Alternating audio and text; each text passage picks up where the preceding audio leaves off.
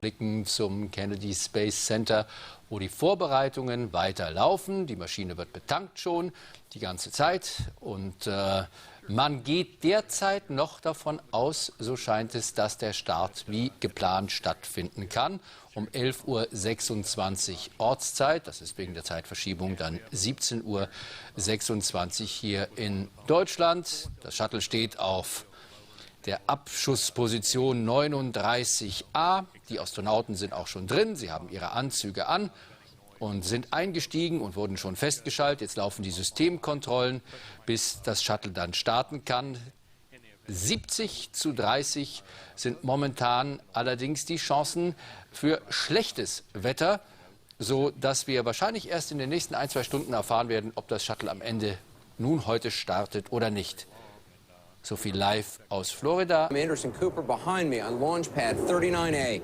About 3 miles away, the Space Shuttle Atlantis and its crew of 4 are prepared for liftoff just a little less than 1 hour from now. STS-135 will be the last mission for NASA's shuttle program, the 135th mission. But as we celebrate this historic launch, let's look at how we got here. Atlantis and its crew of 4 are ready to make history minutes from now with the last liftoff of a U.S. space shuttle. It'll be at that moment when it's finally over that you'll be able to exhale, take a breath, understand the significance of the moment. But Americans have been fascinated with space exploration for decades. I believe that this nation should commit itself to achieving the goal before this decade is out of landing a man on the moon. The first generation of astronauts became our national heroes. The missions that followed broke down barriers on Earth and beyond. NASA made the unimaginable happen before our very eyes. 4 high return temps. I was not reporting any RAF at this time. Battles with red tape and unspeakable tragedy may have marked this program, but Americans still feel pride and patriotism when we hear the countdown. 0 and liftoff.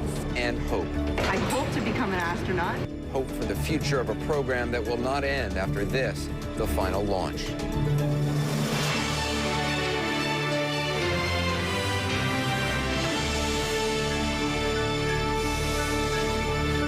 And we'll talk about what the future holds for the U.S. space program in our program this morning. But in the next hour, the excitement is building toward liftoff. And I got to tell you, it is very exciting here. As many as 1 million people are believed to have gathered to watch this liftoff in person. They want to see history happening. They want to see the last space shuttle launching off.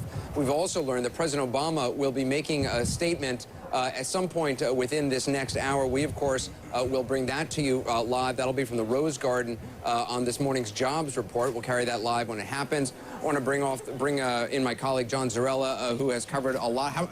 This is your what? Yeah, launch? between 75 and 80 launches. 75, yeah. okay. Yeah. But this one, I mean, this is historic is probably going to be the most overused word today, so we'll try to avoid using it. But I mean, this is it. This is the final launch, and this crew, the final 4. Yeah, 30 years they've been flying shuttles. You know, my boys have never known anything else but space shuttles, as many people have out here. What's going on right now? Because we see the countdown clock behind us. And there's going to be a hold coming up in there, so that's not the real time. Right. You shouldn't think you see 28 minutes on that, but don't think that means it's happening in 28 minutes. They'll take it down to 20 and they'll stop, and then they'll take it down to 9 again and stop. So they're built-in holds. So they can go over things, make sure things are going okay. Right now, Rick Sturkow, we heard the flying overhead in the shuttle training aircraft, checking the weather, which is the big issue right now, is this cloud cover we see. But you know, in 1988, the first flight after the Challenger accident, the weather was just like this. The sky opened up, and they got Discovery off the ground. Last night I went to bed around 2 a.m. They were saying 70% chance of this being canceled. It looks like the sky has cleared, certainly. It's not raining right now. They have a shot, and that's why they're going through with this countdown. The astronauts are on board, the four-member crew. They fueled up starting around 2 a.m. last night. 2 a.m. takes about 4 hours to get the 500,000 gallons of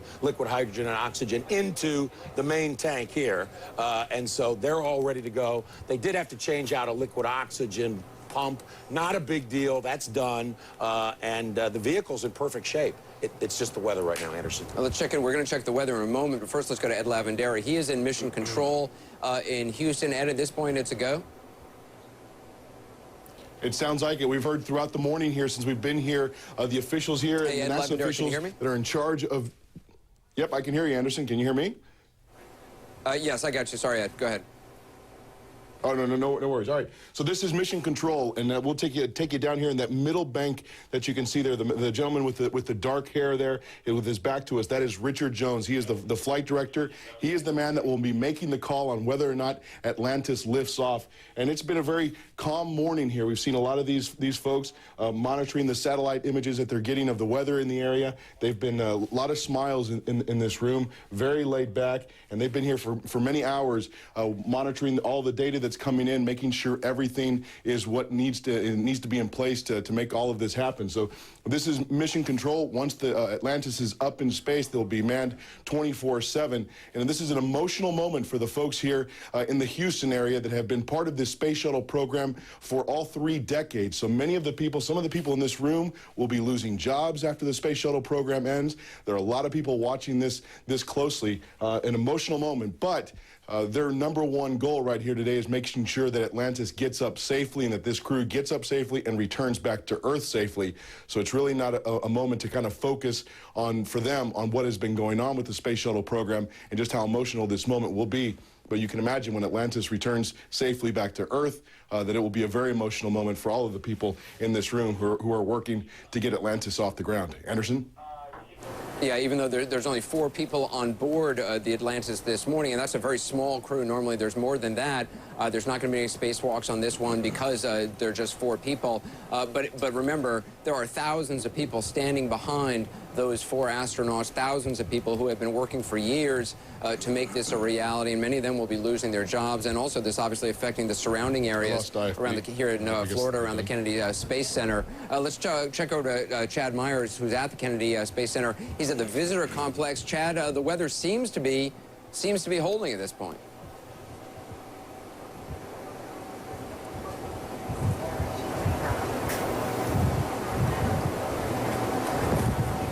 Okay, we're obviously having audio problems with that. Let's go to Carol Costello. She is at Port Canaveral, where a lot of people have gathered to watch this viewing. Carol, there are some reports as many as 1 million people may have gathered. What's the mood like there?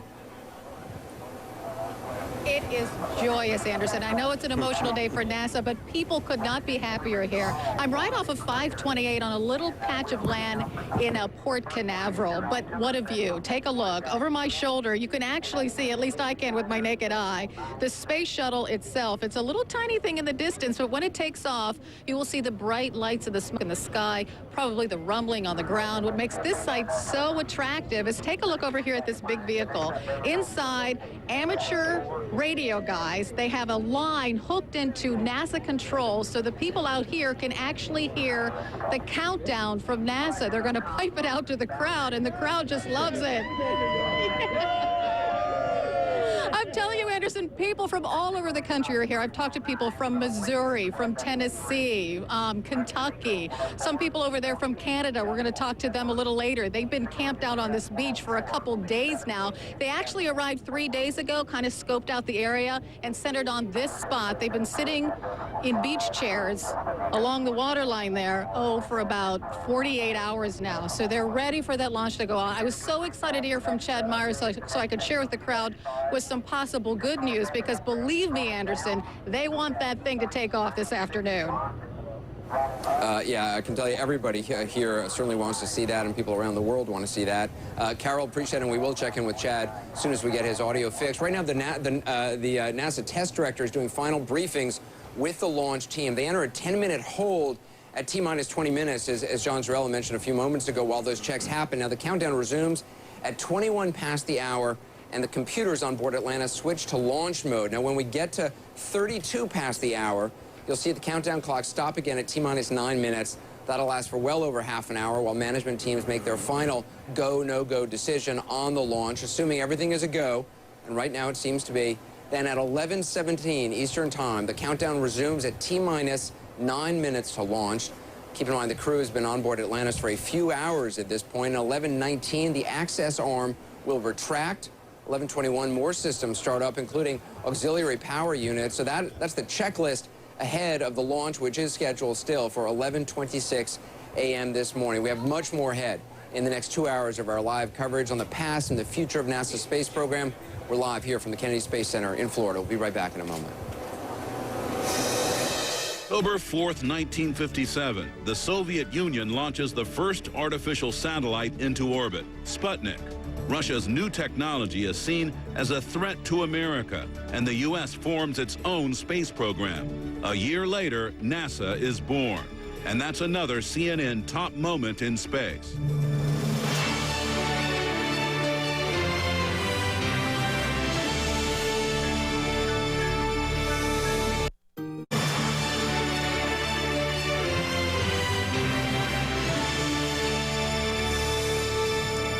And welcome back to our continuing coverage of this historic last launch of the Space Shuttle Atlantis. We're here with CNN's John Zarella. Also honored to have astronaut Katie Coleman joining us. We're going to talk to her in just a moment. But joining us on the phone is NASA Administrator Charles Bolden, who has called into us now. Administrator Bolden, right now everything looks good, yes? Well, it looks much better than it has all morning. So we're excited about getting off today. For you, what is this day like? You know, I'm trying to make it like any other launch day, but it's not. It's a very special day. It's the last flight of Atlantis, which was the vehicle on which I flew my third flight, and the last flight of the Space Shuttle program. But I tell everybody, it's really a joyous day because it's the day in which we begin the next era of exploration, where we begin to go beyond low Earth orbit and help stand up a commercial industry that's going to take the Space Shuttle for getting our astronauts and cargo to the International Space Station. We're obviously having some problems. It's very hard to hear the administrator. Katie, for you, what is this day like? I mean, you have spent an awful lot of time in space to know that this is the final flight. You know, every shuttle launch, every launch of a rocket that's got people on board, it's a big deal for people to leave the planet. And so just in that, it's a big day. It's the launch of the Space Shuttle. Because it's the last one, I think it makes us reflect on, you know, why does it make us feel like we just want to hold on and stop time and not let this happen? And I think it's because of what the shuttle has brought. People going to space is considered a bit normal now. That's what's so extraordinary. I mean, and John, you've covered so many of these. I mean, this is a workhorse, this shuttle. I mean, just the number of missions all these shuttles have flown, it has become almost routine, and yet it is anything but routine. I mean, just the technology required to do this thing, the man hours, the woman hours, the work hours, it's extraordinary.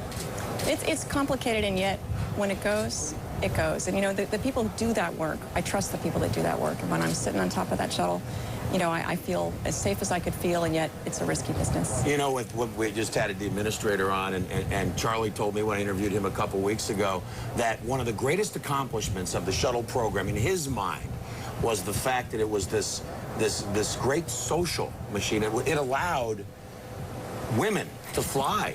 It allowed people of color to fly. It allowed people from 16 different nations to fly. Before the shuttle program, not a single woman or person of color had flown, you know, in the United States on a U.S. vehicle. And that, Charlie said, was one of the great accomplishments of the shuttle program. I think it is. Yeah.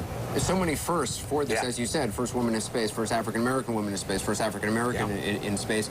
For you, what's the moment you're going to remember most from the shuttles? You know, just, I think for a person to go to space, you know, actually, at least for me, you just think it's never actually really going to happen to you. And when I was up in space and just getting to look out the window for the very first time, and it happened to be New England, where I'm from, and you know, just that image and realizing that you've worked for so long to be in this place and you're inside a spaceship, you've got great jobs to do, but this is where you as a person really are, is in space. To me, that's just a really great memory. Yeah. Katie's going to stick around with us. We're also anticipating President Obama speaking about the new jobs report numbers that are just out. We'll bring that to you live. That should be happening momentarily in the Rose Garden of the White House. Brooke Baldwin is standing by at the Kennedy Space Center, the visitor complex. Brooke, obviously, the excitement here is certainly building. There's got to be huge excitement there as well.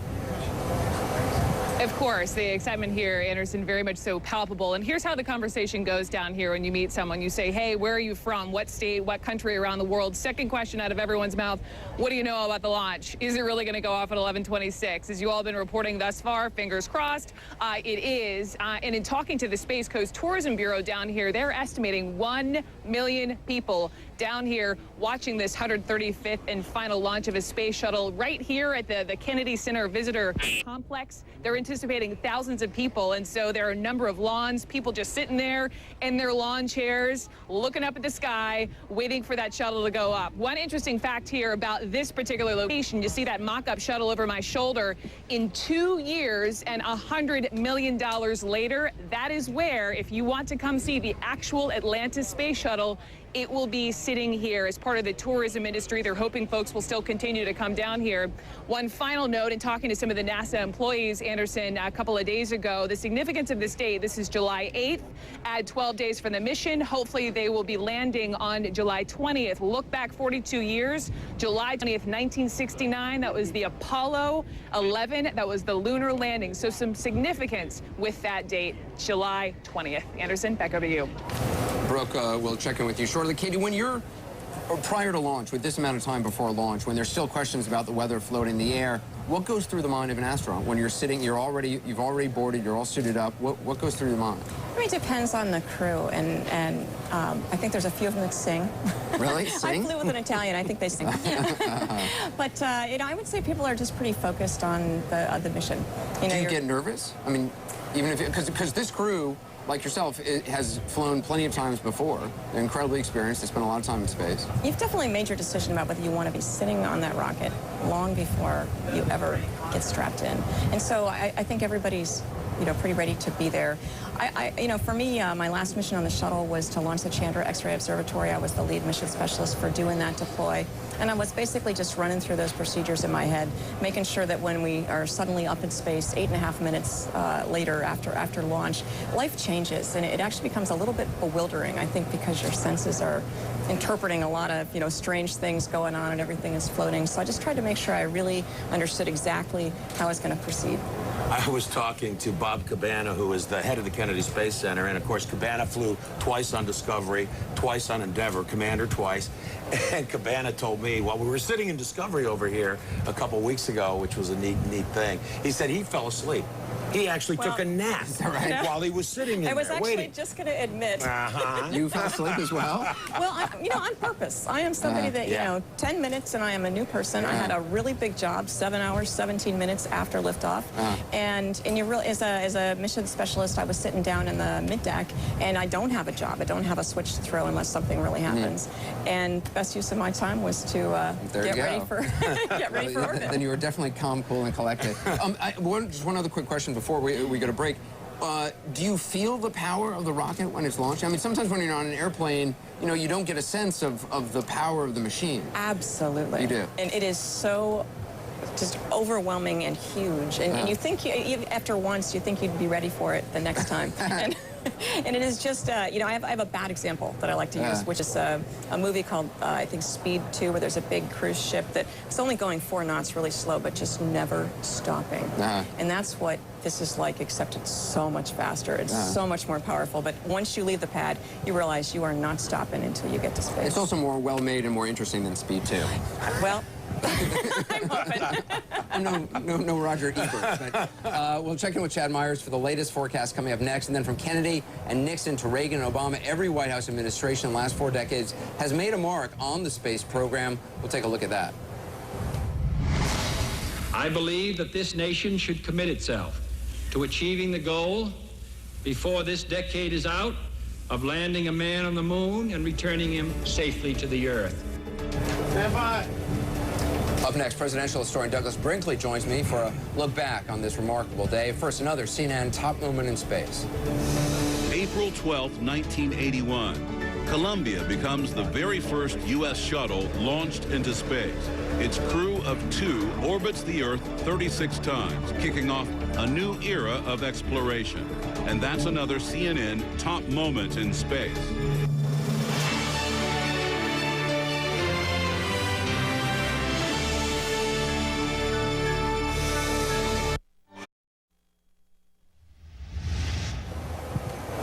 And welcome back to the Kennedy Space Center, where we are awaiting the launch of the Atlantis, the final mission, the final 4 astronauts flying off into space. Let's check in with Chad Myers to see if the weather is going to hold. Chad, he's at the Kennedy Space Center visitor complex. Chad, it looks like the sun is maybe peeking out a little bit. It is trying. As of 9:54, though, the last update that we've had from NASA, it was still a code red no-go because of weather, because the clouds above the flight right now still too thick. But let me show you what's coming. A much thinner cloud deck, and you can even see the blue sky through here. We can even begin to see some shadows here.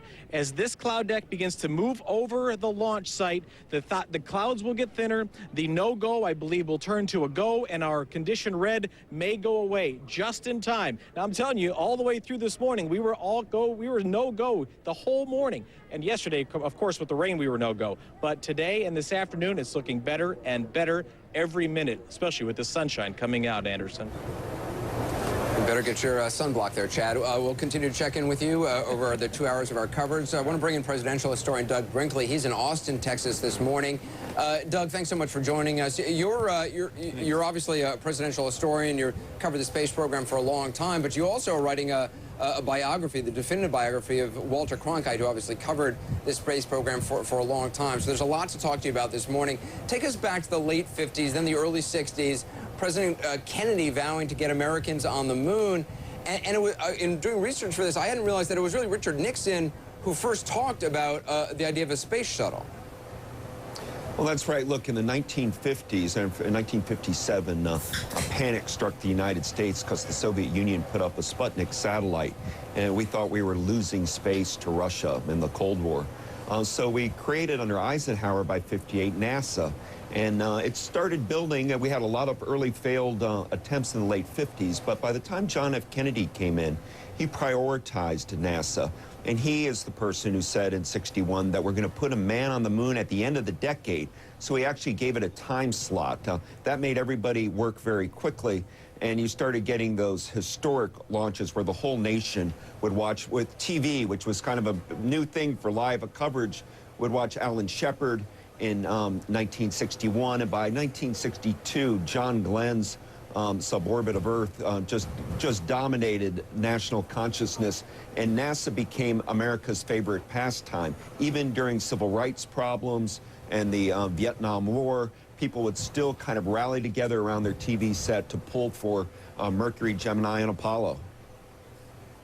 What do you think the end of the shuttle program means for the space program, but also for American innovation? Do you think the United States is going to fall behind other countries in terms of space? Where does the next great challenge lie? Well, because, as I mentioned, this was the United States versus the Soviet Union in space, and we won the Cold War, the United States. You're seeing a lot more international focus, a lot more sharing between the United States and Russia, France, Israel, other countries that are interested in space. One of the problems, I think, right, from now on, Doug, in fact, NASA is going to pay Russia in order to get astronauts onto the International Space Station. Yeah, exactly. That's the new game. You know, when we went to the moon and with Apollo 11 and put that flag on, there was some people thought it should have been a UN flag. That by putting the American flag on the moon, it was triumphalism, particularly in an era when the Vietnam War was unhappy. But we did the American flag. I think in the future, as we're heading for something like Mars exploration, which will be so expensive, it's going to have to be done from a global perspective with, 7 or 8 of the world's largest countries pitching in. Bottom line is, as you know, covering politics, the money's not there. And that's a lot of the reasons why the shuttle program, after 135 missions, is being stopped. Remember, 135 space shuttle, we can count the Apollo missions on our hands, and it's been part of the problem NASA's had for public relations. When you do so many missions so well, you start losing a lot of public interest. Today, the shuttle that we're getting ready to watch this final historic moment is not on page 1 of the New York Times, it's on page 12. During Apollo, each mission was front page news every day. And Walter Cronkite covered each one. You're writing a bio about him. What surprises you most about, did he always love space from the time he was a kid? Well, when he was a little boy growing up in Kansas City, he got very interested in aviation, and during World War II, he actually flew with the 8th Air Force on a bombing raid over Germany. He was the United Press reporter. So he kind of claimed as a beat military aviation. But in the 1950s, when Edward R. Murrow went after Joe McCarthy, and went after him hard, and Edward R. Murrow at CBS, you know, there was a great deal of tension there. Cronkite had 3 babies to feed. He was a father of 3 kids, so he kind of positioned himself into this pro-space advocacy, and he would come down to Cape Canaveral back then, and there was only one motel. It was owned by a Holocaust survivor from Auschwitz, and what became one of Cronkite's closest friends, and he would sit like we're waiting right now and just wait, just to have that, the blast off. And what distinguished Walter Cronkite in spaces was space takeoffs is there's this moment as we're waiting now, when it would take off, he would simply say things like, that look funny when I read them on a transcript, but like, oh boy, oh my gosh, I can't believe it's happening.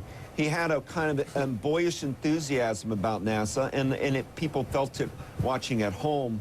And in fact, Anderson, when in the 1980s, he lobbied, and I've seen the documents, lobbied NASA to go on the space shuttle. He was determined to be the first journalist in space. And then you had in the blow-up of the Challenger, and NASA had to reconfigure how they put civilians into space. By the time John Glenn got to go back up as a senior citizen, Walter Cronkite was deemed too old, and he had a heart problem, and he was very bitter at NASA that they wouldn't let him actually take part in the space shuttle program. No, he's such a remarkable man and part of American history. Doug, appreciate you being with us this morning. I know you'll be watching us as well as we will. Talk to anyone connected to the shuttle program in 2011. They're going to tell you the program has changed for the better. But the change came, of course, at a terrible price after the tragedies at Challenger and Columbia. We'll have more on that next. April 24th, 1990, NASA launches the Hubble Space Telescope.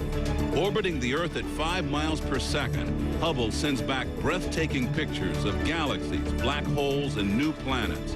Those photos help advance our understanding of the universe, making it another of CNN's top moments in space.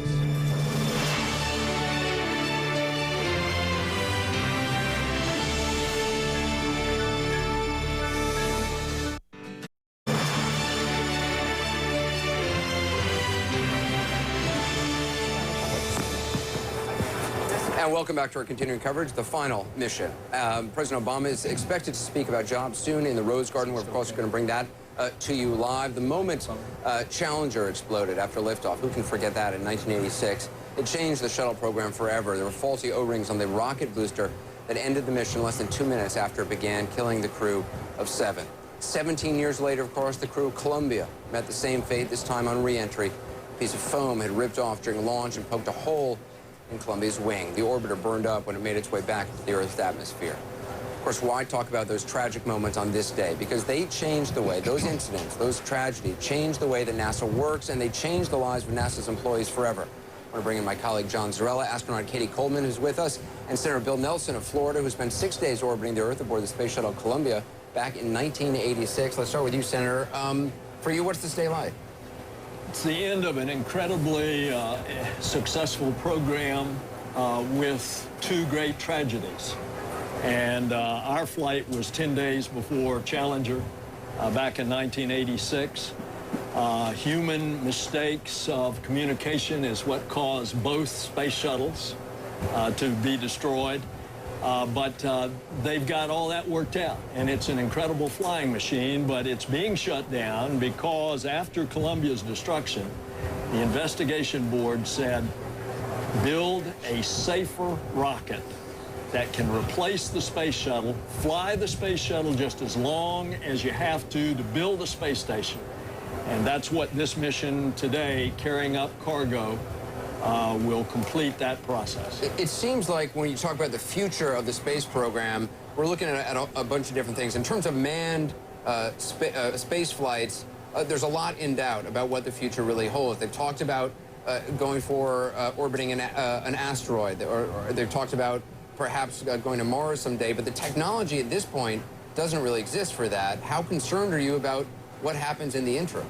Well, I'm concerned when the House of Representatives has just whacked NASA, and you can't keep our program going like that. But we have a clear path forward. We have the NASA law in place, 2 new lines of rockets, one that goes to and from the space station, and another that is the big rocket that will take us eventually to the goal, which is Mars. And there are technologies that we will have to develop. And that's all a part of exploration. In terms of unmanned space flights, the path is much clearer. I mean, there's already a number of things that are going to be happening just in this next year for unmanned space flights. Yeah, that's true, and I think there's a tendency to think just because this particular kind of vehicle, the fleet of the space shuttles, is not going to be flying, that space flight is over when it's so far from true. I mean, right now, as we speak, there are 6 people living on the International Space Station, and actually probably listening to CNN as we speak, at least when I was up there a month ago. When we would watch launches, we'd end up streaming either CNN or the NASA channel. On the International Space Station? Right, wow, right. And cool. so we can't do it all the time, but when there's a certain kind of communication pass, we can see it. And because we like to get our news up there as well, and it's a nice way to check in on the progress of the mission. So they'll be streaming the NASA channel. Let me ask you what we're looking at right now. We're seeing, I believe it's Mission Control. What's the mood in there like at a time like this? I say this is the station Mission Control, and it looks like they're talking about stuff, probably about the readiness for the arrival of the space shuttle. There's a lot that has to happen on the station to make everything ready so that their mission can happen really efficiently. It seems so calm. A control room at CNN right before broadcast is a nightmare. People are screaming and yelling. It seems very orderly. Katie, before you got here, Senator, Katie was saying that she actually fell asleep one time before going off on a mission. Did you fall asleep when you were sitting there? Yes, but... Did you really? But it wasn't like these guys. I mean, they're all business. They've got a 10-minute window. Remember, we are the most delayed flight ever. Right. 4 scrubs on the pad. We had a basically 3-hour window. At one point, I mean, we were cracking jokes. And the administrator, Charlie Bolden, was on your flight, right? He was our pilot. He was the pilot. Yeah, Charlie Bolden, one of the best days' work I ever did was I convinced the president to make Charlie the head of NASA.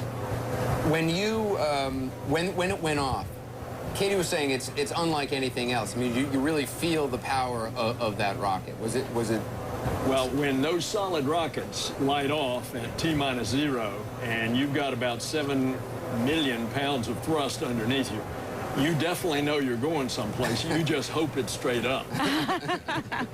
What is it, the elephant? Isn't that what you always say? It's like on your chest? Having a gorilla on your chest, which I don't really know what that feels like. But I mean, it's just really sort of smooshed in this direction that all of you just feels really I've had a gorilla flat. charge at me, and it's not pleasant. So this sounds a little more interesting and pleasant, I think. We got to take a quick break. We'll continue to talk as we wait for the president to speak on jobs. We wait for the final countdown on launch. We'll go back to where it all began, that first shuttle liftoff back in 1981. Do you remember where you were?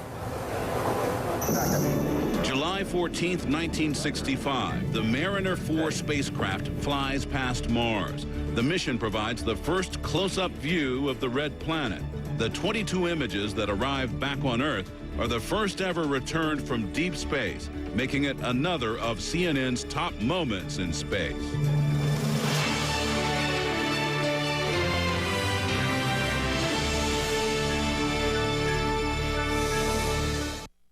Minus 10, 9, 8, 7, 6, 5, 4. We've gone for main engine start. We have main engine start.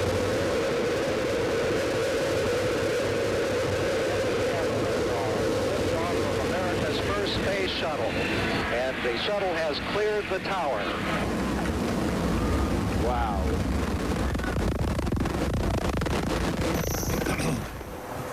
An amazing, amazing sight, no matter how many times you have seen it. And we are anticipating that we are going to see that coming up around 11:30 or so.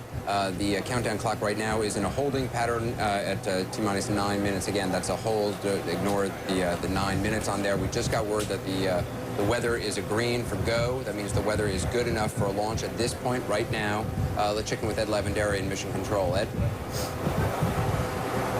Hi, Anderson. Well, it's been really interesting here in Mission Control at the Johnson Space Center in Houston.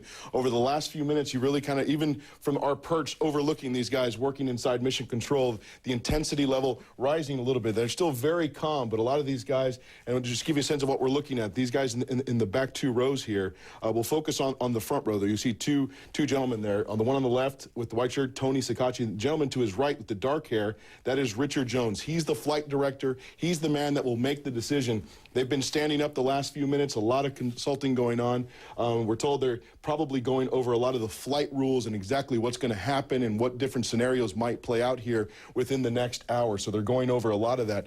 We're able to listen to a little bit of the conversations that they have. They've been talking to each other. Just a little while ago, they went around the room, making sure, checking all the systems on the space shuttle, making sure everything was where it needed to be. We kept hearing, we're a go, went around the room. But the focus still remains the weather. And we've heard Richard Jones talking to many of the people who are monitoring the weather, and we've heard them being really concerned about storms that could be popping up, or bad weather that could be popping up to the southwest of the Kennedy Space Center there and the launch site. So that's where they're focusing a lot of attention. They're getting updates constantly in that room, but it's been really fascinating to watch here in the last few minutes, Anderson.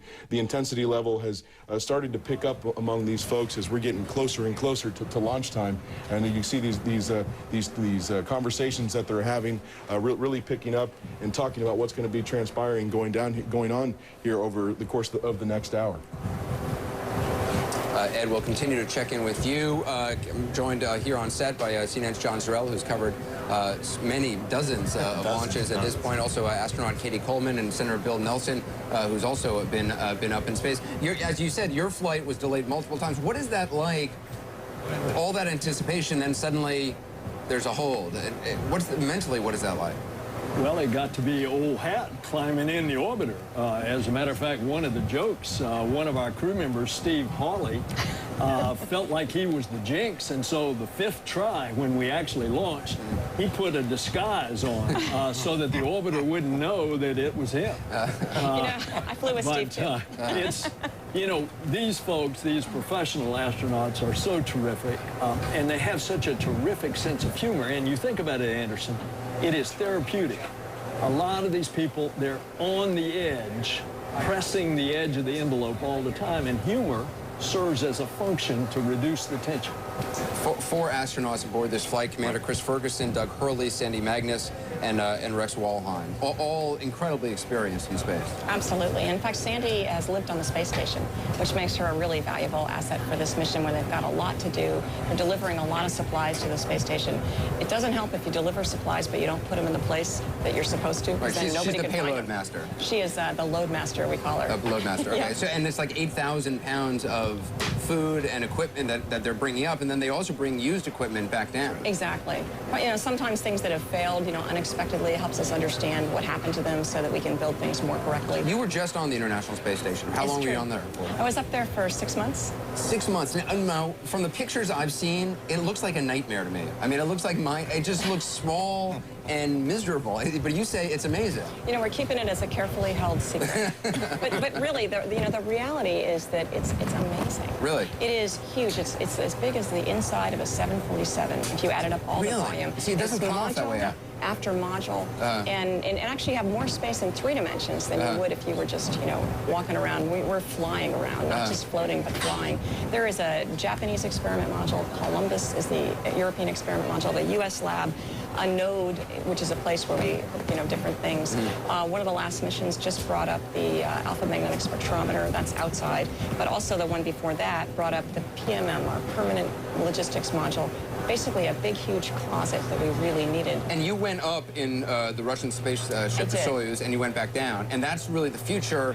NASA's going to be paying Russian space program to send astronauts up and back in Soyuz. I hate to say it, but the reality of what we're doing now is we've spent a long time building a space station, and it is there. 6 people are living in it. It's orbiting the Earth all the time. We have all the power, the data, the experiments, and spare parts that we need to do a lot of good work that can't be done down here. And so it's a pretty exciting time for the space station, and they'll be glad to get what Atlantis is bringing today. We talked about some of the things that are going to be happening over this next year in terms of unmanned spaceflight. I just want to specifically, the Dawn spacecraft is going to go around an asteroid later this month. Juno mission to Jupiter, and also the Mars rover is launching at the end of the year. Yeah, and that's a big one, that Mars rover. It's like the size of a Volkswagen, they say. Huge. It's an enormous rover with all kinds of science capability. It makes the old Pathfinder, which was about this big, really just dwarfs those. Do you worry, Senator Nelson, as someone who represents Florida, and obviously there's huge economic impact to the people in Florida of this program continuing, that without a clear, the mission is Mars, but without the technology at this point, without the the ability at this point to get to Mars, that Congress will continue to kind of defund space programs? Because of the economy is the big fear. That the need to cut back this huge deficit, and how are you going to allocate those cuts? Now, I think the Senate will restore a lot of the cuts that the House of Representatives did, but no doubt, we don't have a Cold War with a mortal enemy, the Soviet Union, that we're trying to beat to the moon, and so you don't have that incentive. But Anderson, you asked the question of any American, do you think we ought to have a vigorous, successful space program? And you will get a very affirmative answer. President Obama has said that he wants NASA to focus on bigger picture things, on longer range things like Mars, like an asteroid, and let more commercial flights deal with kind of a near-Earth orbit. And that's the two lines of rockets. The commercial, that will be the space taxi that will go to and from the station. Then the big rocket that will let NASA do what NASA ought to be doing, which is get out of Earth orbit, go explore the cosmos, and that's what we're going to do. A lot ahead. Let's talk with Carol Costello. She's on a beach very near the Space Center over in Port Canaveral. Carol, obviously good news. The weather at this point is green. The weather is a go. That is certainly good news for the folks who have been waiting an awfully long time. Anderson, they have been waiting an awfully long time. I mean, they've come from far and wide, from all over the country. I met some people here from New Zealand and Australia who came here to Port Canaveral just to see this last shuttle launch. Let's talk to some of my friends from Canada. This is Steve and his son Adam. You've been here since 1 a.m. Eastern this morning. Oh, my goodness, why? I just couldn't miss the last shuttle launch. I've wanted to see one for years, and this is the end of an era, and I just couldn't miss it. Why didn't you come before? Oh, family, work. It's just, I ask you that because this is the kind of thing that NASA would have wanted to see through its history of the space shuttle. Yet here you are for the first time and the last time. Well, it takes a big commitment to get down here. It was 22 hours of driving. July 20th, 1969. It's one small step for man. For the first time in history, humans walk on the moon. Astronauts Neil Armstrong and Buzz Aldrin spend nearly 24 hours on the lunar surface, collecting 47 pounds of moon rock as Michael Collins flies the module around the moon. The mission fulfills President Kennedy's goal of reaching the moon before the Soviet Union. A CNN top moment in space.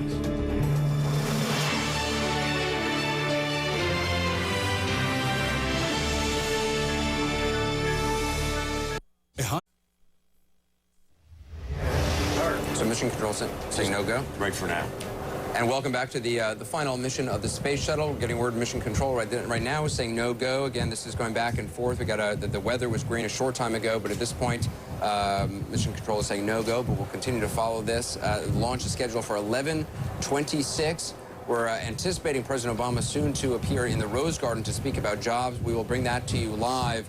At this point, when you hear Mission Control saying no go, what does that mean exactly, Katie Coleman? It depends what it's for. In this case, it's for the weather. And it means, you've got certain criteria that have to be met in order for all the systems to be go for launch. And if any one of them isn't go, then we're waiting on those things. And there's usually a specific paths that they're going down to solve those problems and explain to the flight director in what time frame are they solvable and what's their plan for So it doesn't mean the mission is no go at this point. It's just the weather is not possible. And everything is proceeding on track as if the weather was go, but right now we are still no go for weather. And there's an astronaut right now, Rick Sturkow, right? Yes. And he's flying in the shuttle training aircraft, and he's doing real-time look at the weather conditions above and aloft to gauge what the situation is, the height of the cloud decks, the thickness of the cloud. Exactly. All that plays into whether they can launch, right? And if they don't launch today at 11:26, can they launch tomorrow? They physically could, but it would be harder. And the mission management team has made a decision that with all the crowds that came to see this launch today, the folks that have to work after the launch that doesn't happen, those folks have to get home. They have to get some sleep and come back. And actually, because of the extra crowds, the workforce really just can't get in and out fast enough. That's interesting. Because so many people come, estimated 1 million people, the workers here actually physically will be delayed getting home, and so they've decided they can't do they won't do the launch on Saturday if it doesn't launch today. So the crowds actually do kind of affect Well, it. I would say this affected it. It's not like the primary driver. Sure. And basically, they had 3 days of a launch window here, and they had to focus on 2. And I think that was just one factor that contributed. So when would be the next day they'd go for? Sunday morning. And every day it's about 20 minutes earlier, so about 40 minutes earlier than 11:26. All right. Well, everyone's hoping, obviously, it is still going to happen today at 11:26. The clock is ticking. As we said, we're also waiting for President Obama to speak on the jobs numbers that came out today. Let's quickly check in with Brooke Baldwin, who's at the Kennedy Space Center Visitor Complex. Brooke? Hey, Anderson. Yeah, I know you're hearing possibly no-go, and I know this is the final space shuttle launch here, and we are hoping to send more astronauts up in space. Take a look next to me. I might have found a few who are waiting in the wings. Let me introduce them.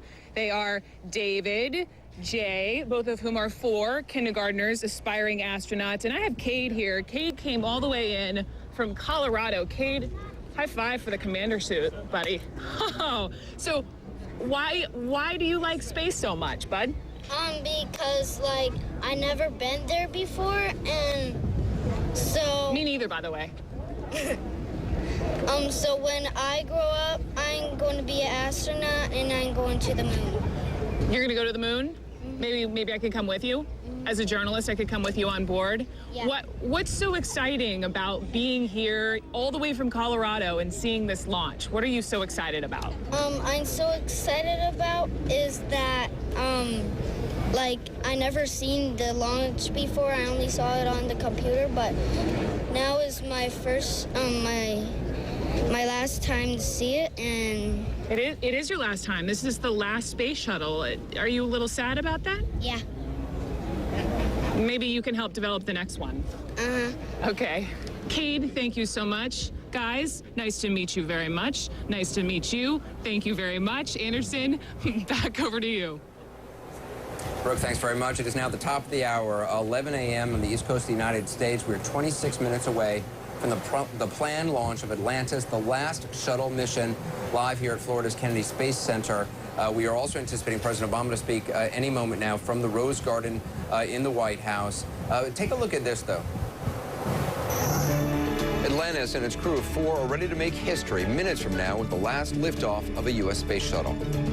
It'll be at that moment when it's finally over that you'll be able to exhale, take a breath, understand the significance of the moment. But Americans have been fascinated with space exploration for decades. I believe that this nation should commit itself to achieving the goal before this decade is out of landing a man on the moon. The first generation of astronauts became our national heroes.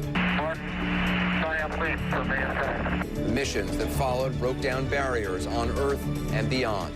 NASA made the unimaginable happen before our very eyes. 4 return temps. I was not reporting any RAF at this time. Battles with red tape and unspeakable tragedy may have marked this program, but Americans still feel pride and patriotism when we hear the countdown. 0 and liftoff. And hope. I hope to become an astronaut. Hope for the future of a program that will not end after this, the final launch.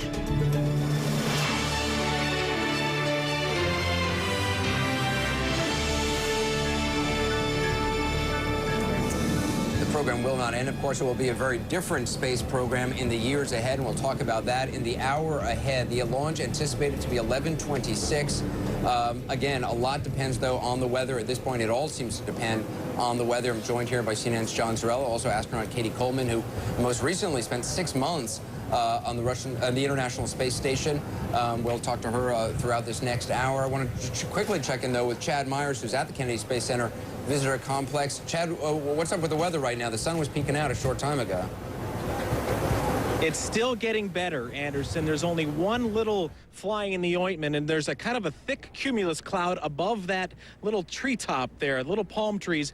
If that cumulus deck is more than 4,500 feet thick, that means there might be rain drops in that deck. The shuttle cannot fly through rain. Why? Because if the shuttle is wet, and then 2 seconds later, it's high in the sky at 70 degrees below zero. Clearly, that water freezes on the shuttle and even freezes under some of those ceramic tiles. But over to the left, let's keep going around here. You get rid of that cumulus deck, you have weather just like this. It couldn't be better. That is spectacular weather.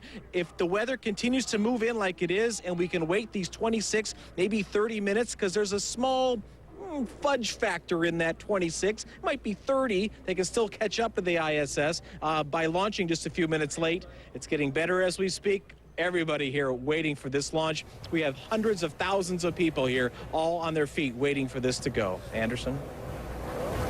Chad, we'll check in with you again, 11:26, the time that it is supposed to launch. Let's hope it does. What a moment that will be. The last time you will ever see the space shuttle launching from the United States, from anywhere. The last time the space shuttle will launch, the crew of the final four, they call themselves, is ready to go.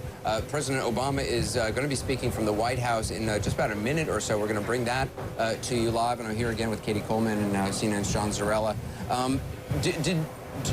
At this point, I mean, with a crew that's so experienced, does one get nervous? That's up to each individual person. I would doubt it. Actually, we're really focused on the mission. I think from watching on board the station, we had 2 shuttles visit us while I was up there. And I think we're a little nervous up on that. At least I was a little bit on the station. You just want those guys to launch. You want them to launch in their window. And you know, do you enjoy it? I mean, when you're, are you so focused on work, or are there moments where you're just like, you look out the window and... Being up there on the station? Well, on the station and on the shuttle. You know, you have to. And actually, you're really busy doing your job, but I think the thing to do is to actually capture a few memories that you just put in a special place and you have, and you can reach back and sort of, you know, feel them. But certainly, when launch itself happens, I think there's a part of all of us that is just amazed that people are leaving the planet, and you're one of them. And in terms of where the space program goes in the future, President Obama has said very clearly he wants NASA to focus. Let's listen. Actually, President Obama is coming to the Rose Garden right now to speak about jobs numbers. Let's listen to what he has to say. Good morning, everybody. Obviously, over the last couple of days, the debate here in Washington has been dominated by issues of debt limit. Wenn nichts dazwischen kommt, das Shuttle wieder starten zum 135. Mal. Und auch diese Mission wird immens viel Geld kosten.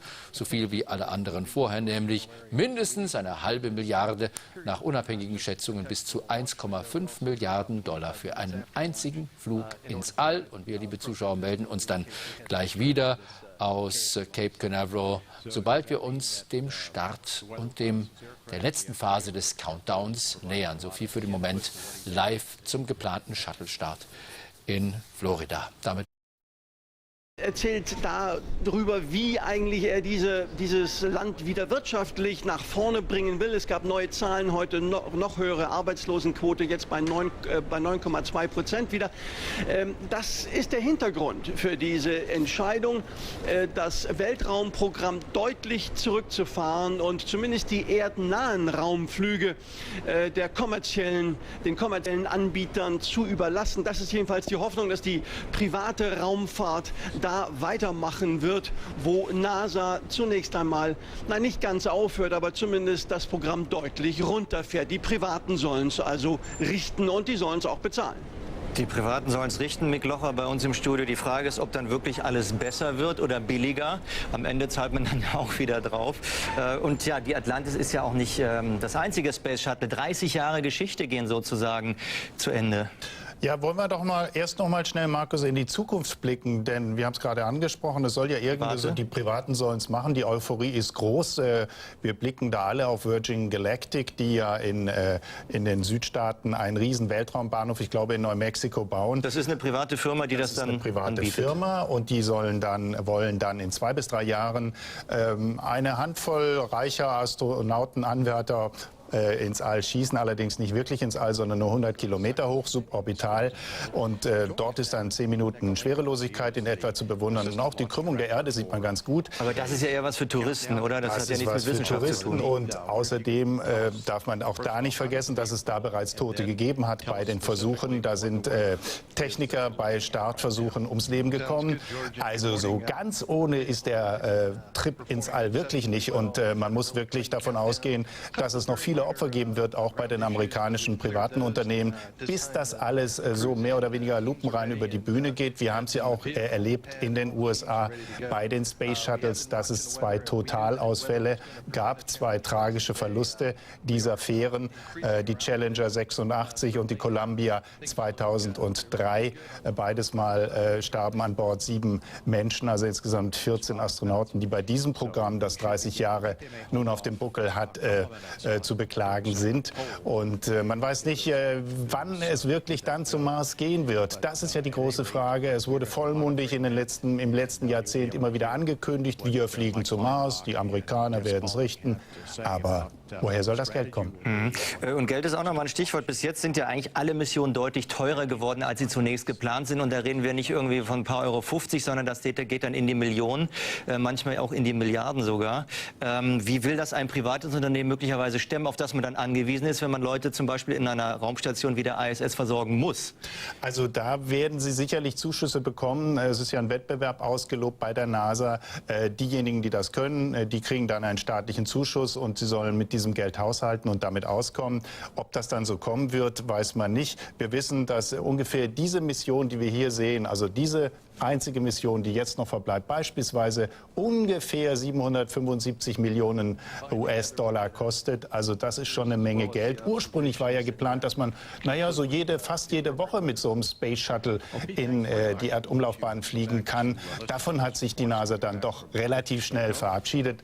Und letztlich waren es dann nur etwa 5 Flüge pro Jahr, die NASA, dieser riesige Apparat, überhaupt zustande gebracht hat. Ich wollte mal nachfragen bei Stefan Strote in den USA. Also wir haben jetzt über die Finanzen gesprochen, über die Zukunft. Aber ich glaube, an so einem Tag wie heute kann man durchaus in die Vergangenheit blicken. Denn das ganze Programm, die ganzen Missionen, die es gab, die haben ja doch einiges auch für das Selbstbewusstsein der USA getan. Und oft war man einen Schritt vor den Russen. Das war ja dann der große Wettlauf, die USA gegen Russland. Spielt das auch heute eine Rolle, dass man sagt, wir sind eine stolze Raumfahrtnation, Stefan? Naja, und das möchte man natürlich bleiben. Du hast gerade diesen Wettlauf mit den Russen angesprochen. Und das ist ein ganz, ganz wichtiger Punkt. Denn dieser Antrieb, der fehlt im Moment. Es ist im Moment nicht so, dass die Amerikaner antreten müssen gegen irgendeine andere große Weltraummacht, die schon ganz weit vorne ist, wie man das damals durch den Sputnik-Schock vermutet hatte zumindest. Also das fehlt und dann eben das Geld. Es ist wirklich so, dass man ja nicht aufhören wird, Geld in die Weltraumfahrt zu stecken. Die Amerikaner werden 6 bis 9 Milliarden Dollar als Startgeld sozusagen bereitstellen, um der privaten Weltraumwirtschaft zu helfen, abzuheben. Und ob das gelingen wird, das ist eben noch nicht ganz klar. Es gibt da vor allem diese eine SpaceX-Firma, so heißt sie, die schon angeblich ziemlich weit ist. Die haben ihre Falcon-Raketen mehrfach sehr, sehr erfolgreich getestet und sie haben mit dem Dragon auch eine Weltraumkapsel, ein Raumschiff, das sie gerne hochschießen würden, das sie auch schon getestet haben.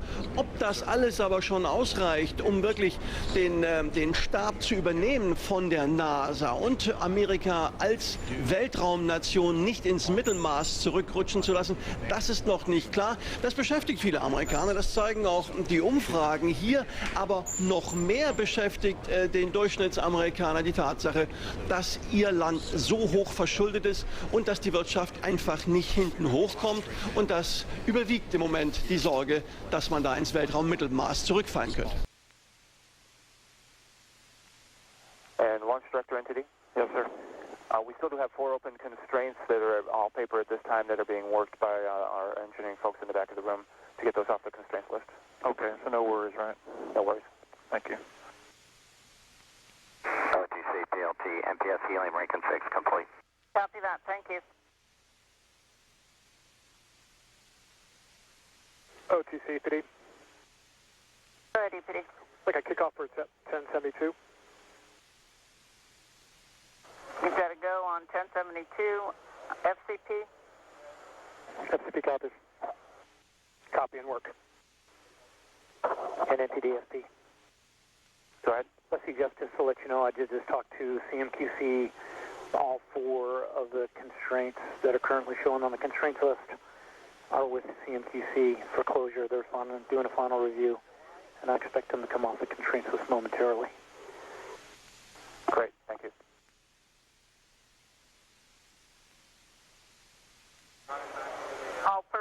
discontinue all non-mandatory LDV traffic for the remainder of the count.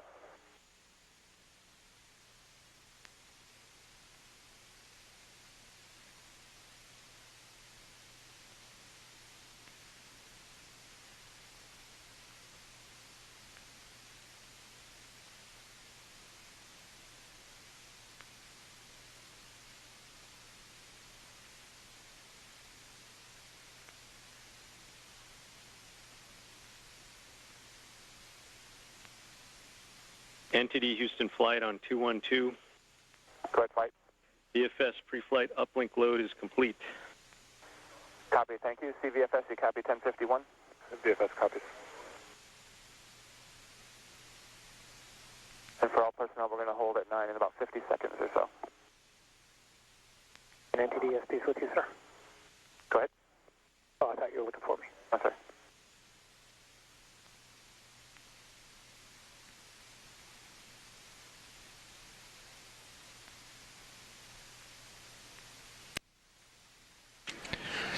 This is Shuttle Launch Control, T-minus 9 minutes, 23 seconds and counting. We're preparing now to enter the final built-in hold on the countdown. This is approximately a 45-minute built-in hold. Pete and the folks are working on it momentarily, and CMQC is aware it's on its way to them. Going into the hold now in 4, 3, 2, 1. T-minus 9 minutes of holding for 41 minutes and 10 seconds. Duration of our hold will be 41 minutes and 13 seconds based on our window open time. Right now we're going to go out to Mission Control in Houston. Rob Navius is our flight commentator for STS-135, and we'll go now to Rob to tell us what the status is of Mission Control in Houston and the readiness for launch today. Thanks, George, and good day, everyone. This is Mission Control Houston at T-minus 9 minutes and holding. Here in the Space Shuttle Flight Control Room, flight controllers belonging to the Ascent team have been on console since 4:30 this morning, monitoring Atlantis' systems in preparation for its final flight into space and the first step in the final mission in Space Shuttle program history. 30 years and 3 months ago, it was Columbia on Launch Pad 39A awaiting liftoff on the first shuttle mission. The Ascent team that day was led by Flight Director Neil Hutchinson, whose call sign was Silver Flight. He was assisted that day by a young astronaut named Dan Brandenstein, who served as the spacecraft communicator, or Capcom. Brandenstein would later fly in space 4 times, 3 times as a shuttle commander. Today, weather permitting, Atlantis will display its power and spectacle one last time under the direction of Flight Director Richard Jones, whose call sign is Sigma Flight. Jones will be assisted by Capcom Barry Wilmore, who will be talking directly to the crew during Atlantis' 8.5-minute ride to orbit. Wilmore is joined on console by astronaut Lee Archambault, who is monitoring weather conditions at the Kennedy Space Center. Archambault is in direct contact with Deputy Chief Astronaut Rick Sturckow, who is flying the shuttle training aircraft around the vicinity of the shuttle landing strip at the Cape. Sturckow is assessing the weather in the event Atlantis has to perform a return to launch site abort. Jones has already polled his team for a go for launch from a systems perspective, as has the International Space Station Flight Control team, led today by Flight Director Emily Nelson. At the time of Atlantis' launch, the International Space Station will be flying about 235 statute miles over the Pacific, east of Christchurch, New Zealand. Atlantis' launch is timed to match the moment when the Earth's rotation carries Launch Pad 39A into the corridor of the station's orbit. Shuttle flight controllers here in Houston are watching weather conditions at the overseas abort sites in Spain and France, which would be used in the event of an engine failure early in Atlantis' climb to orbit. Zaragoza, Spain is the prime transatlantic abort site today for Atlantis and its crew. The weather there is pristine. At launch, Atlantis will be sent aloft on the collective power of its 3 liquid fuel main engines and its twin solid rocket boosters, combining for a total of 7 million pounds of thrust. 30 seconds into the flight following its roll maneuver, the computers will throttle the main engines down to 72% of rated performance, designed to lessen aerodynamic forces on the shuttle's fuel tank and the orbiter's aerosurfaces. The engines will throttle back up to 104% of capability 20 seconds later. Go ahead, launch director. Shortly after solid rocket booster separation, the orbital maneuvering system engines will ignite for 1 minute, 23 seconds, providing an assist for the shuttle as it heads uphill. And a little less than 6 minutes into the flight, the onboard computers will command the main engines to swivel, allowing Atlantis to roll to a heads-up position above its fuel tank. That maneuver allows Atlantis to gain more favorable communications with the tracking and data relay satellite system. 8.5 minutes after launch, the main engines will be commanded to shut off, and the shuttle will separate from its fuel tank. Atlantis will settle into an elliptical orbit around 135 statute miles above the Earth at apogee, which will be refined to a higher elliptical orbit above the Earth about 37 minutes into the flight through a firing of the shuttle's orbital maneuvering system engines. Additional rendezvous maneuvers will be executed over the course of the next 2 days, bringing Atlantis to its final docking with the International Space Station on Sunday morning. Seconds after discarding the external fuel tank, Commander Chris Ferguson will execute a maneuver to place Atlantis in the correct orientation so that mission specialist Sandy Magnus can use digital cameras to capture high-resolution imagery of the tank as it drifts away.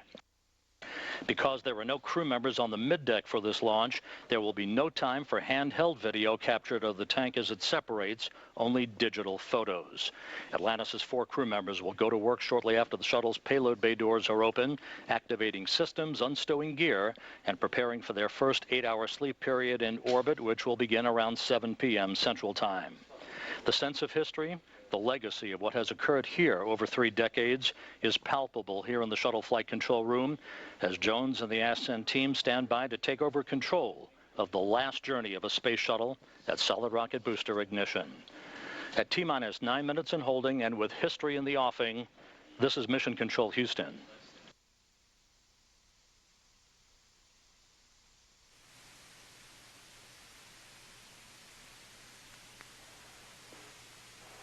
Houston flight NTD on 212.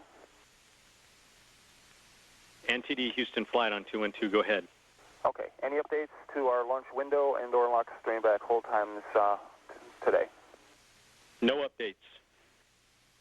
All right, very good. Let's see, OTC, TBC, PTC, LPS, MILA, STM, Safety, SPE, LRD, SRO, CDR, and CGLS. We have our final launch window has been selected, and we are going with our preferred time, and that does move our launch window T0 time to 15:26:46 GMT, and that window will close at the same 15:31:19 GMT with a window length of 4 minutes and 33 seconds. Our lock stream back hold time is now 3 minutes and 16 seconds based on performance, and that will give us a T-minus 9 resume of 15:17:46. TLS copies. Thank you, GLS. And let's see, OTC, you copy? OTC copies. TBC? TBC copies. PTC? PTC copies. And LPS? LPS copies. MILA? MILA copies. STM? STM copies. Safety console? Safe copies. SPE? SPE copies. LRD? LRD copies. SRO? SRO copies. And CDR? CDR copies. Thank you all. And with that, CGLS, go ahead and set the countdown clock to resume at 15:17:46. Yes, sir. 15:17:46. That's complete.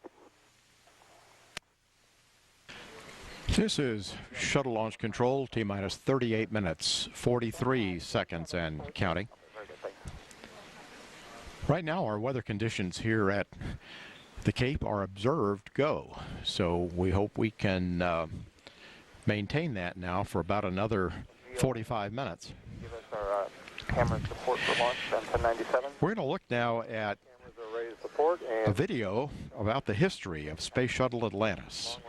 It's a long range south 8, Atlantis medium range north, retro video range south 6, about Atlantis' storied career. and short range R6. This is Shuttle Launch Control, T-minus 36 minutes, 15 seconds and counting. Once the external tank separates from Atlantis, 8 minutes and 30 seconds into the mission, it will be in an elliptical orbit of 136 statute miles. by 36 statute miles. And then 45 minutes after launch, there will be a 2-minute burn of the orbital maneuvering system once again to raise and circularize the orbit to 141 statute miles by 98 statute miles.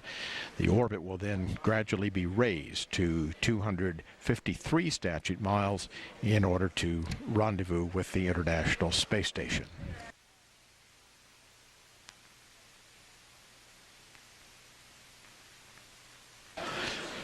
Should Atlantis need to turn around and come back, the primary abort once around location is the shuttle landing facility at the Kennedy Space Center, and there is an alternate backup site also available at White Sands in New Mexico. The primary end of mission site is here at the Kennedy Space Center at the shuttle landing facility, and the alternate is NASA's Dryden Flight Research Center at Edwards Air Force Base in California, as is customary. At T-minus 34 minutes, 50 seconds and counting, this is Shuttle Launch Control.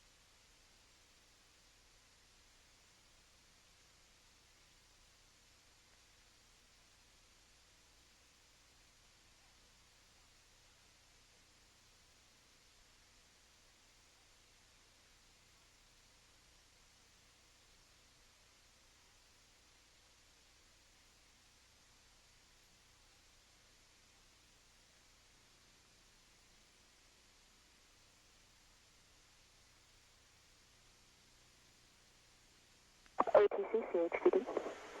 What HGD? I have some fill-in for step 935. 935, okay. On page 1198. When you're ready. Go ahead.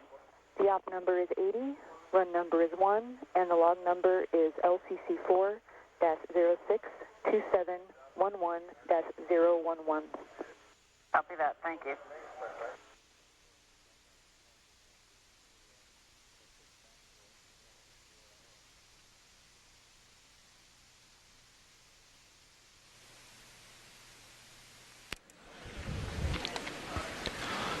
This is Shuttle Launch Control, T-minus 31 minutes, 57 seconds and counting.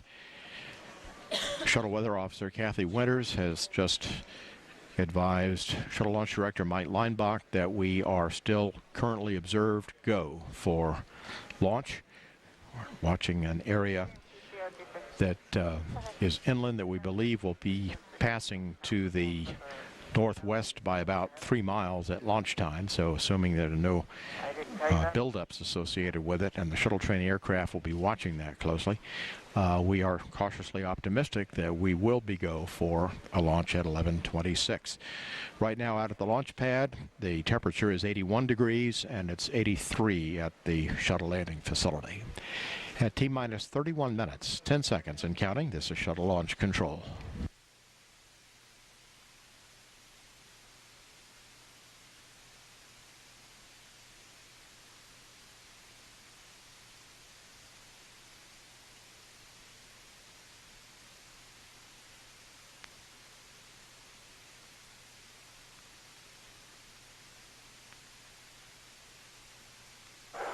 CCME, OTC. CCME. Steps 1077, 1078. Complete. Did you do 1078? 1078 was not performed. Not performed, thank you.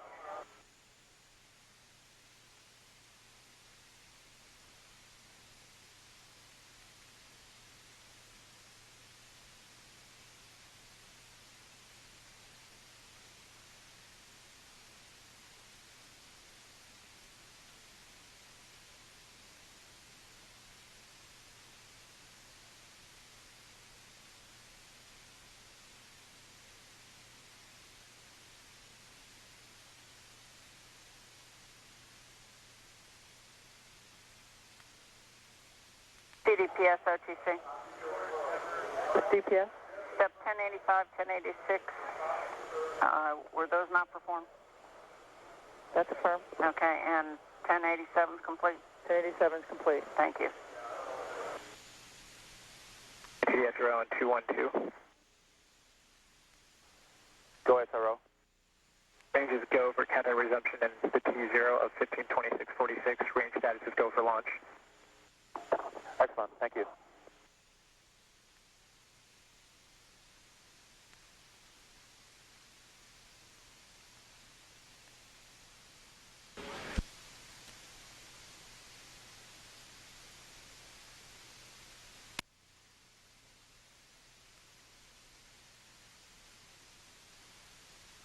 CGLS, OTC.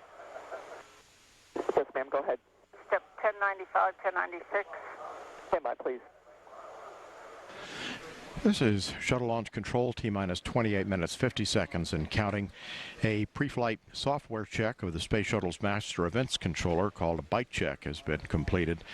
This main engine controller relays commands from the orbiter's computers to fire explosive charges to the solid rocket booster hold-down bolts at launch and to separate the tanks and the twin boosters in flight.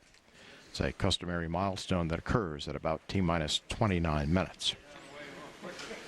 Eastern Range has just given a go to pick up the countdown at T-minus 9, so the range is green.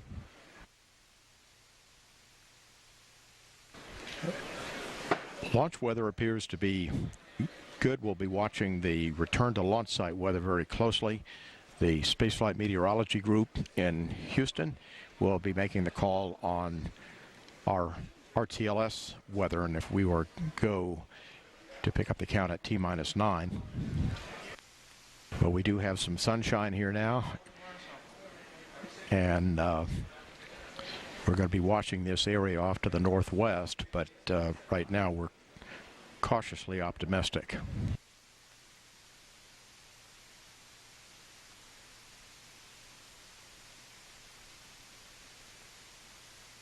And the post-launch inspection teams are being assembled right now at the roadblock located near the Launch Control Center. OTC, CHCD. At HGD. I can give you step 1142. Our confidence checks are complete. Copy 1142.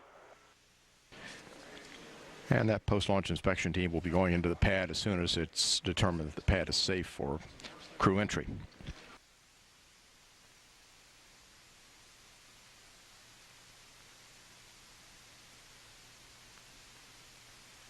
And the closeout crew has been cleared from the launch pad. As we've seen, the white room is configured for launch. At T-minus 26 minutes, 37 seconds and counting, this is Shuttle Launch Control.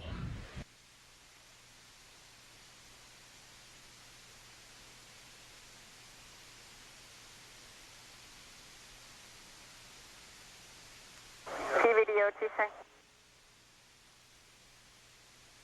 TVD. Are we going to have to do step 1123? That'll be not performed today. Not performed, thank you.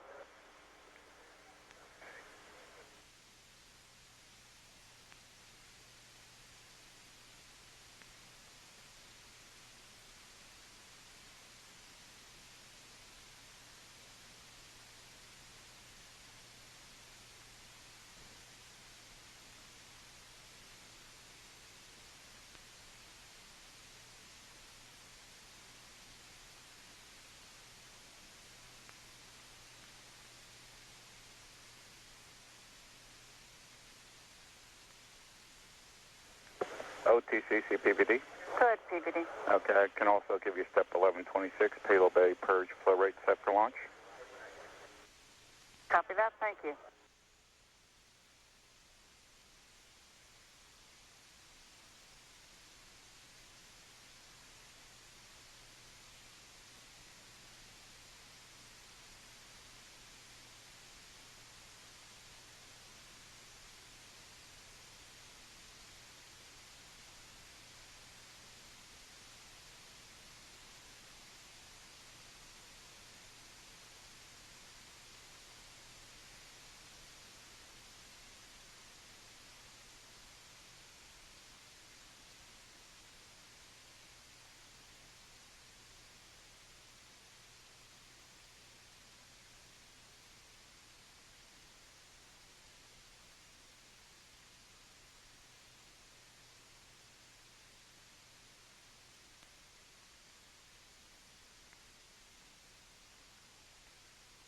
NNTDSP.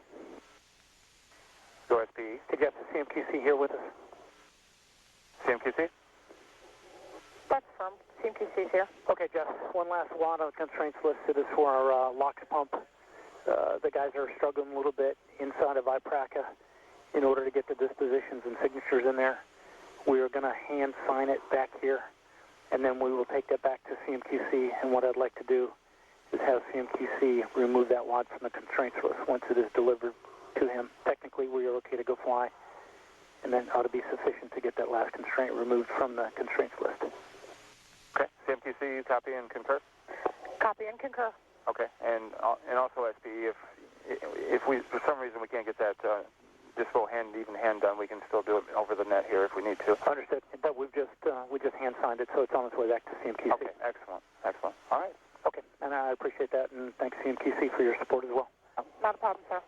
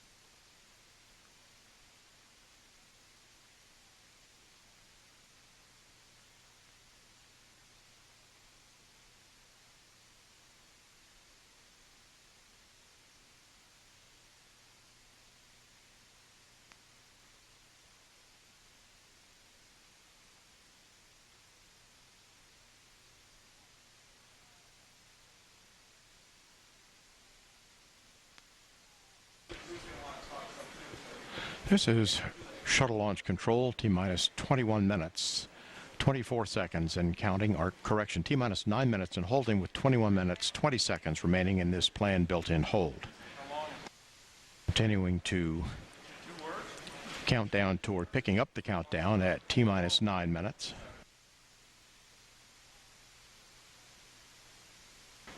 Right now we're looking at little area of weather that's popped up over Merritt Island to the west. The larger area of precipitation to the northwest appears that it's going to be well biased by the time the launch is scheduled to go. However, the shuttle training aircraft with Rick Sturko is looking at that very closely to try to characterize exactly what it's doing and how stable it is and where it will be. as well as looking at this little small area that is over North Merritt Island that is gradually being characterized as something that could become a rain shower. And we want to see how safe that'll be.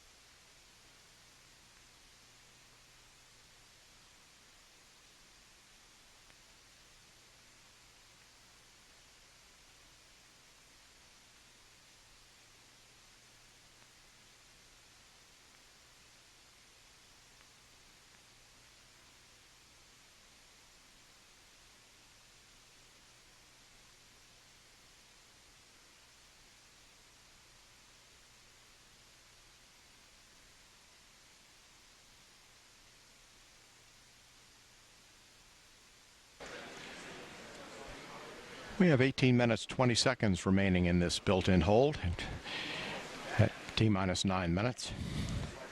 Rick Sturko reports that the weather looks reasonably stable to him. He doesn't see any buildups. We're looking at an area off to the southwest that looks good.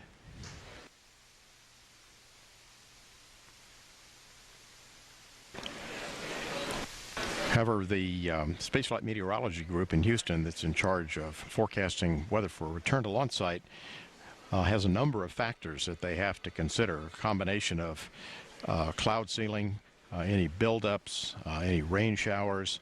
All of this have to be factored into the flight rules. And then they will be the ones that will give us a go to proceed at T-minus 9 minutes. And if we need to, and it looked like the weather is going in the right direction, but we're not quite there yet, we could even count down all the way to T-minus 5 minutes and see what the weather holds for return to launch site. So it's looking our way. We're not quite there yet, but we're still cautiously optimistic. At T-minus 9 minutes and holding, 17 minutes remaining in this planned built-in hold. This is Shuttle Launch Control.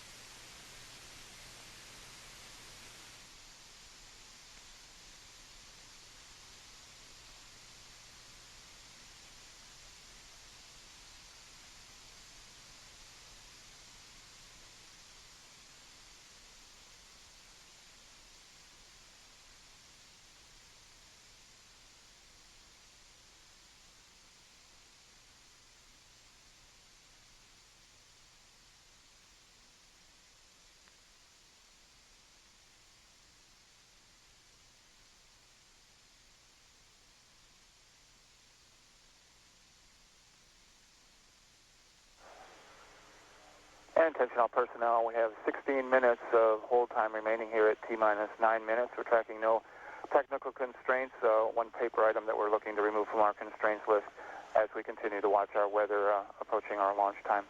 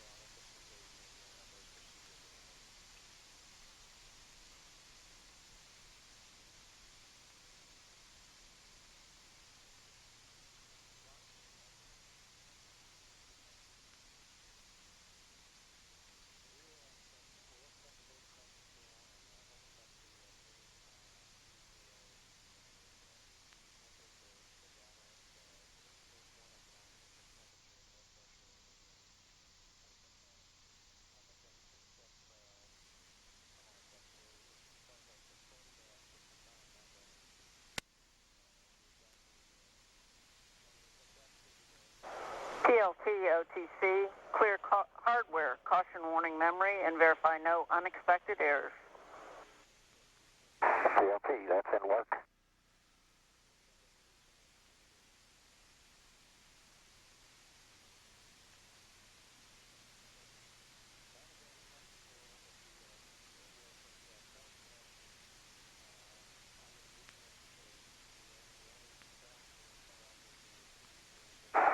OTC, TLT, clear caution.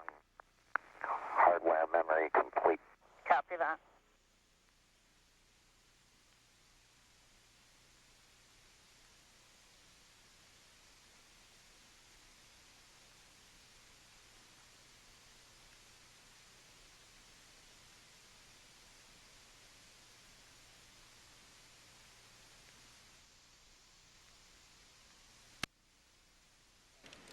This is Shuttle Launch Control, T-minus 9 minutes and holding, 13 minutes 30 seconds remaining in this built-in hold. Joining us now is Pete Nikolenko. He is the Assistant Launch Director for today's countdown. And Mike, or rather Pete, I wonder if you could tell us, first of all, how does the vehicle look? And then tell us specifically what the weather is that we're looking at right now. Sounds good, George, and good morning. The vehicle's really been performing exceptionally well. We've had a really clean countdown. A couple of very minor ground issues, but we've cleared those. And at this time, the crew's in, teams are ready, and then the vehicle, the pad, and all the teams are ready to go. We have been watching the weather, and we knew that weather was going to present a challenge for us today. We are increasing our optimism.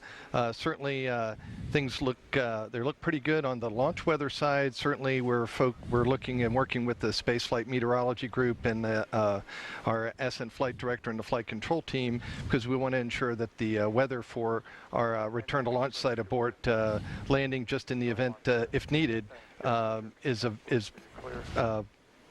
good enough to support for launch. So currently we're watching some clouds and at a 12,000 foot level that are potentially building and moving into our general area, and so we need to protect this period of time, not just to protect for the launch window, but also for about 25 minutes after launch in order to provide appropriate visibility in case we had to return to this KSC launch site. So does that mean that the weather reconnaissance aircraft, the STA with Rick Sturko, is providing a lot of input to what he's actually seeing? Absolutely. In fact, we're relying very heavily on the observed conditions of CJ in the shuttle training aircraft to see what, in fact, that they're really seeing up in the air, and confirming what the meteorologists are working and seeing from their data. So combined together, we get the forecasters as well as the observations, and conclude with the appropriate weather.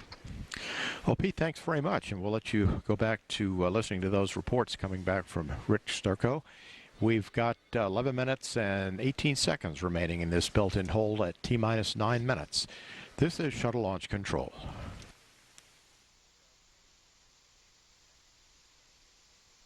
CMQC OTC. Go ahead.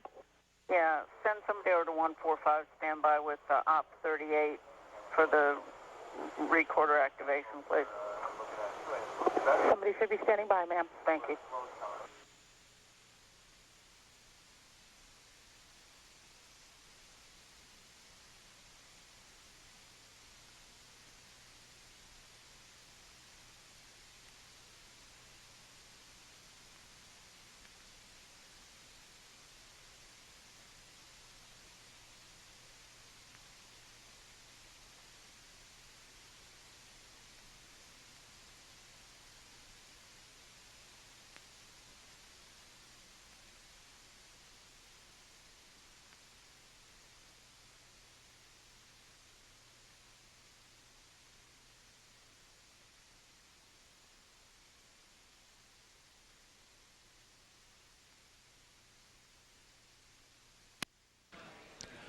This is Shuttle Launch Control. 10 minutes remaining in this planned built-in hold at T-minus 9. Before we come out of the hold, we're going to be listening very carefully to our launch director, Mike Leinbach, and our NASA test director, Jeff Spaulding, because they will be strategizing based on what is being observed, what we want to do as far as first of all, picking up the count, whether we will or should not. And then if we do we want to press down all the way through, or might we take advantage of an optional hold at T-minus 5 minutes? So we should begin. I think they may hold off a couple of minutes on doing some of their polls before they get give that go. But at any rate, we're going to be monitoring that, and you'll be able to hear what Mike Leinbach and Jeff Spaulding have to say about what the strategy will be and what the directions to the launch team are. At T-minus 9 minutes and holding, this is Shuttle Launch Control.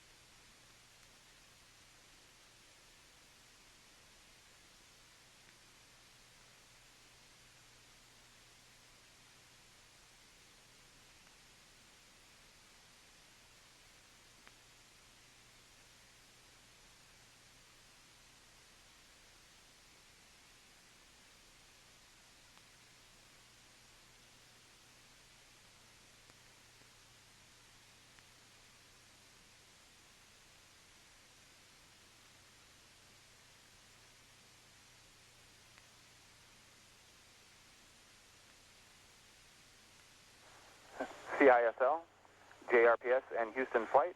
Perform the L-15 recorder activation, ISL. ISL copies. JRPS. JRPS copies. And Houston Flight. Houston Flight copies.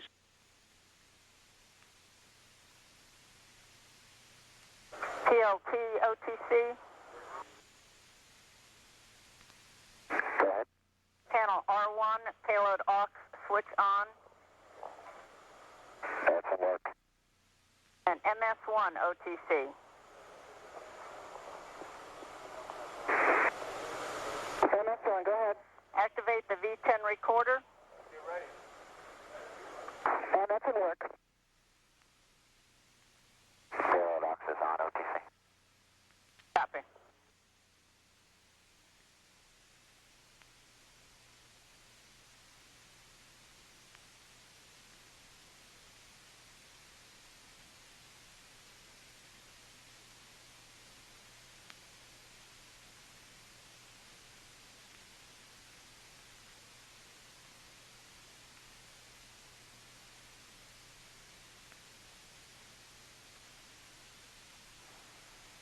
And attention all personnel, this is the NTD conducting the launch status check. Verify ready to resume count and go for launch. OTC. OTC is go. TBC. Tank and booster go. TTC. PTC is go. LPS. LPS is go. Houston Flight. Houston Flight, if you pull me at the end, I would appreciate it. Stand by. Yes, sir, we'll pull you later. Mila. Milo is go. STM. STM is go. Safety console. Safety console is go. SPE. SP is go. LRD. LRD is go. SRO. SRO is go. You have a range clear to launch. And CDR. CDIs go.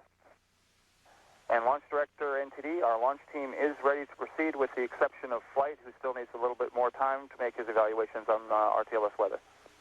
I copy that. I'll do my poll at this time. KC Chief Processing Engineer, verify no constraints to launch. No constraints. Thank you, Steve. KC Safety and Mission Assurance.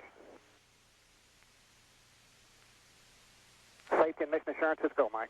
Thank you, Terry.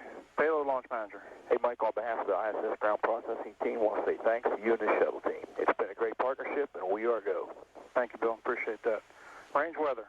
Launch weather has no constraints to launch. Thank you, Kathy. Atlantis Flow Director. On behalf of the Atlantis and KSC Shuttle Processing Team, we are go. Thank you, Angie. Ops Manager. See, Mike, waiting to get final go from Flight here. Let's hear what he says, and we'll get back to you. Copy that. Atlantis Launch Director, Air to Ground 1. Atlantis, go. Okay, Fergie, we're starting to feel pretty good down here on the ground about this one today. So on behalf of the greatest team in the world, good luck to you and your crew on the final flight of this true American icon. And so for the final time, Fergie, Doug, Sandy, and Rex, good luck, Godspeed, and have a little fun up there.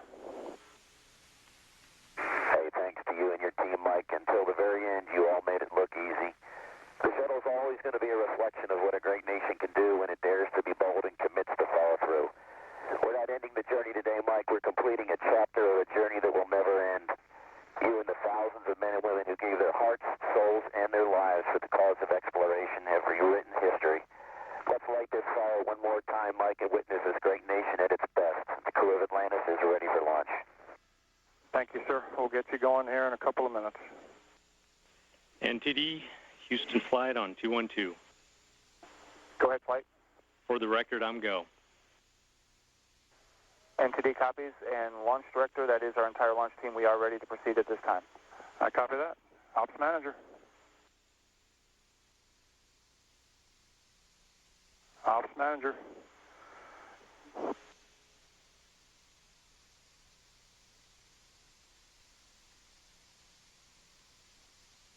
Launch Director, Ops Manager on 212. Yes, sir. We discussed it with the MMT and the Flight Director. We are going to take a waiver to the RTLS forecast no-go based on the potential that there will be light precip if we ended up in an RTLS. They've looked at that. Chances of thunder showers are very low, and they believe that's an acceptable risk. We have plenty of energy. We only need one end of the runway on the RTLS. I think we got some sound rationale here to take that waiver on the RTLS forecast being no-go. So with that, we are clear, no working, no issues. You're go to launch. Okay, thank you, Mike. Appreciate that. And Fergie, you heard those words, so we'll get you going here shortly. Good luck, guys. Fantastic news. Thanks, Mike. NTD, with that, you are clear to launch Atlantis. I copy that, sir. Thank you. And for our entire test team, we have 1 minute and 15 seconds of hold time remaining here at T-minus 9 minutes before we will pick up the clock. And we do have a clear to pick up the clock at 9.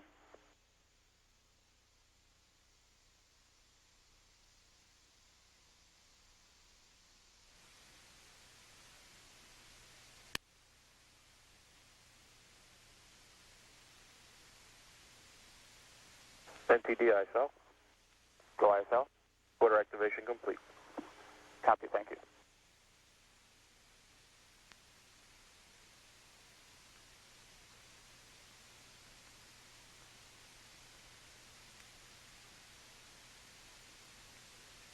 This is Shuttle Launch Control, T-minus 9 minutes and holding with 30 seconds remaining in this planned built-in hold.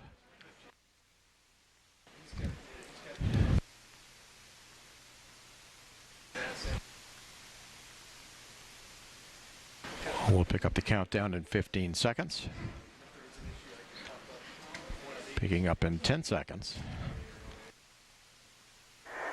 The countdown clock will resume on my mark. 3, 2, 1, mark. T-minus 9 minutes and counting. DLS auto sequence has been initiated. Ground launch sequencer will be checking over 1,000 parameters between now and when it hands off to Atlantis' onboard computers at T-minus 31 seconds.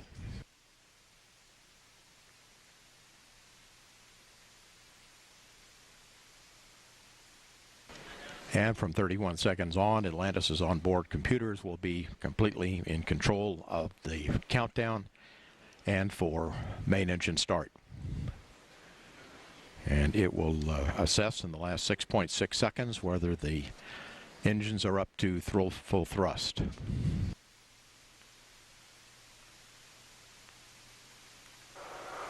TLT, OTC, connect essential buses to fuel cells per your checklist. TLT in work.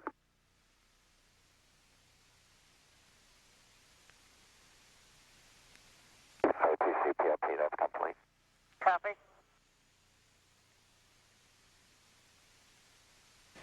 In about 20 seconds, we'll be retracting the crew orbiter access arm.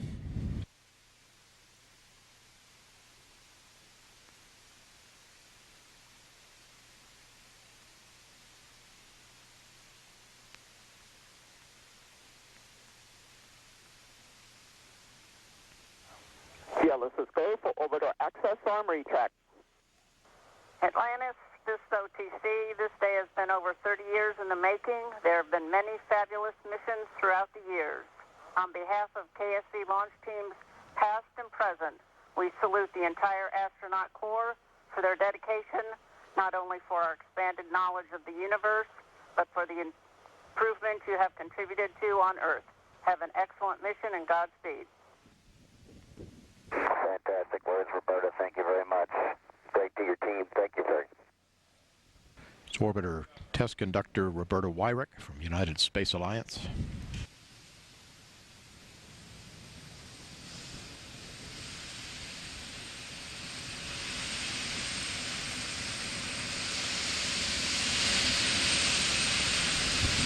At T-minus 5 minutes, the pilot will be instructed to start the orbiter auxiliary power units. JRPS OTC, start APU display recorders. This JRPS recorders are running. PLT OTC, perform APU pre-start. Pre-start work.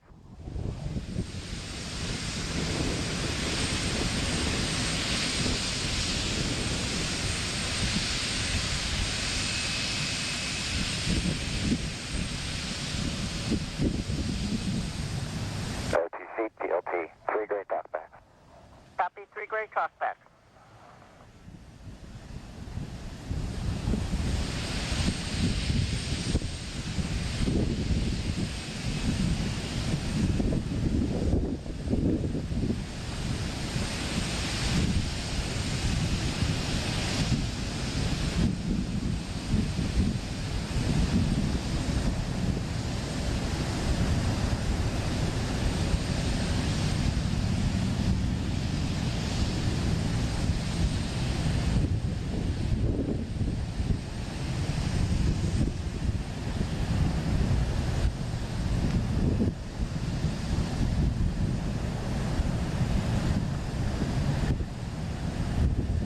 Coming up on T-minus 5 minutes in 3, 2, 1, T-minus 5 minutes and counting. Go for orbiter APU start.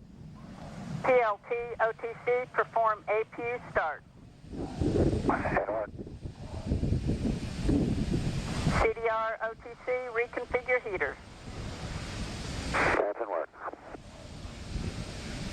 Solid rocket booster safe and arm devices are now being armed.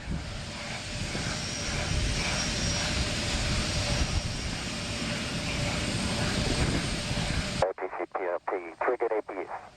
Copy, 3 good APUs.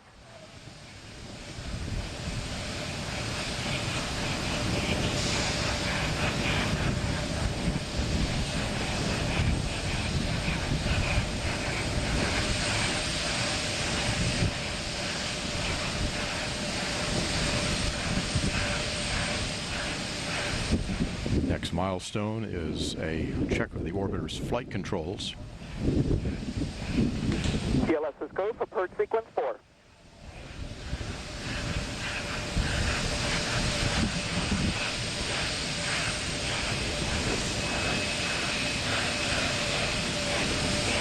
And there will be a steering check of Atlantis' 3 main engines.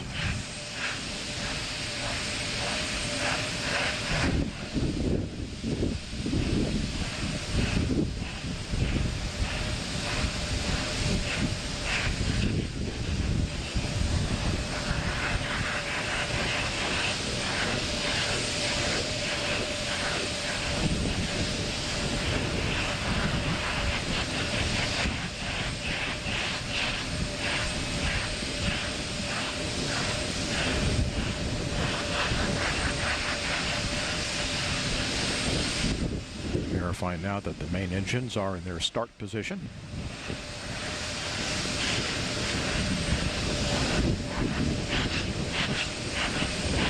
TLS is go for ET LO2 pressurization.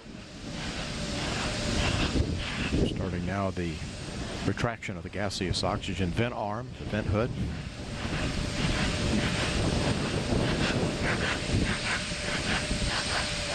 TLT OTC, clear caution warning memory, verify no unexpected errors.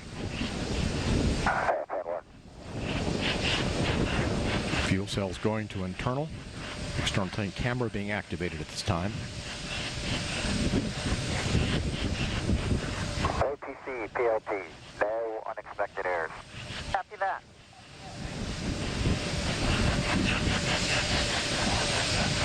Flight crew OTC, close and lock your visors and initiate O2 flow. That's in work. T-minus 2 minutes. TLS is go for ET LH2 pressurization. Solid rocket booster camera is being activated.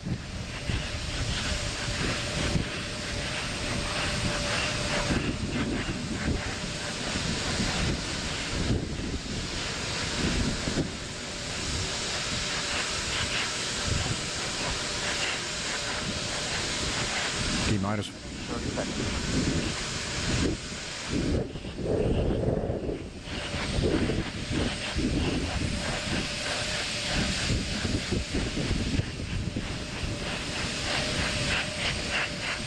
Sound suppression water system is being armed.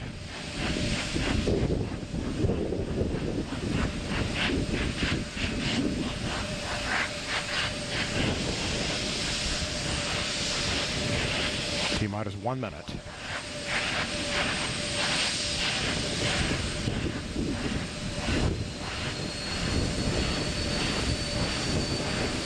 But oxygen and liquid hydrogen fill and drain valves are closed.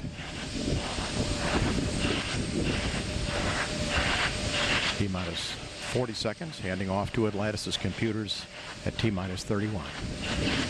T-minus 35, 33. Clock will hold at T-minus 31 seconds due to a failure. And we have had a failure. Grand lot sequencer. We had a problem on the dogs retract switches. NTDSP. Go ahead. Yes, sir. We need guys to go do the verification per the LCC, please. All right, CMAC. Yes, CMAC. The LCC says we need to verify using a camera, and we're positioning camera 62 right now. Okay, let us know as soon as 62 is swung over and you can verify LCC for GVA retract, please.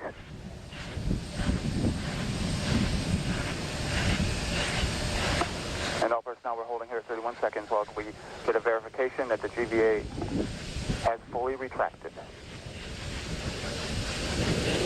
per our pre-plan.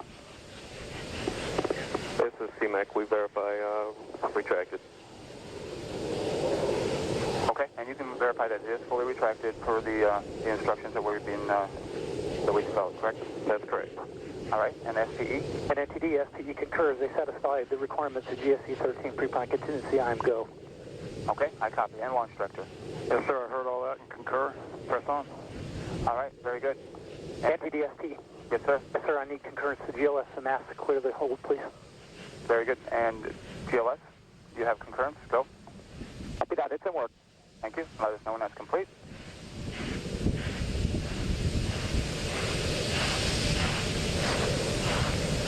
NTD, we have it in work. All right, guidance.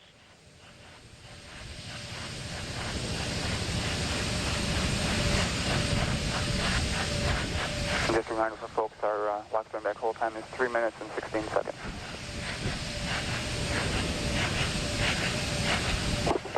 NTD, CTLS on 212. We're ready to go. All right, very good. And launch director, with that cleanup, we're going to go ahead and proceed. Yes, sir. Please do. All right. And all personnel, we are going to pick up the clock here momentarily. And GLS, you can resume the clock on your mark. Copy that. Countdown clock will resume on my mark. 3, 2, 1, mark. launch of the from the Space Shuttle program. 30 years now of history, concluding really today with this launch, and then of course the return days from now. I'm here with CNN's John Zarella, also astronaut Katie Coleman. At this point, Katie, what is going on both here in the local control and also mission control in Houston? So as we speak, launch control here in Kennedy Space Center is actually having a poll to see if each system is ready. And so they're doing that right now to see if they're go to come out of the 9-minute hold. And it's launch control here, which controls things until what point? Until the shuttle clears the tower, and then it's mission control in Houston controlling the shuttle mission. So launch here, mission Houston. They're polling right now. We can hear them. You have the range is clear. The only issue that right now that they're facing is whether the weather is go. So that's what we've got. Launch team is ready to proceed. They need a little bit more time, they're saying, evaluate the weather. So more time is needed. Again, 11:26, still on schedule for that 11:26 time. There's a remarkable video that CNN.com has made showing all 134 launches of space shuttles. This will be, of course, the 135th launch. We'll add that on to this video at the end of this program once this launch is successful. But let's just take a minute. It runs for like a minute and a half. It's a quick video. All 134 launches, in case you've missed them. I think John Zarella has seen nearly all of them. Just about. Just about. I don't want to date you here, John. But let's take a look at. Let's take a look back. The remarkable moments. T-minus 10, 9, 8, 7, 6. We have engine start. 5, 4, 3, 2, 1. And we have liftoff. On its way. Space Lab 2. Shuttle has cleared the tower. Roll program initiated. Houston controlling now. Roger, roll, Challenger. Americans return to space as Discovery clears the tower.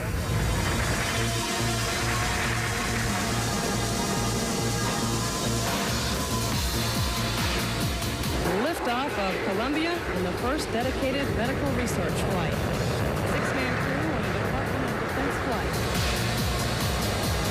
Climb 1020 at 1.5 inclination orbit. Atlantis speed now 500 miles an hour. Maximum dynamic pressure on the vehicle in the lower atmosphere.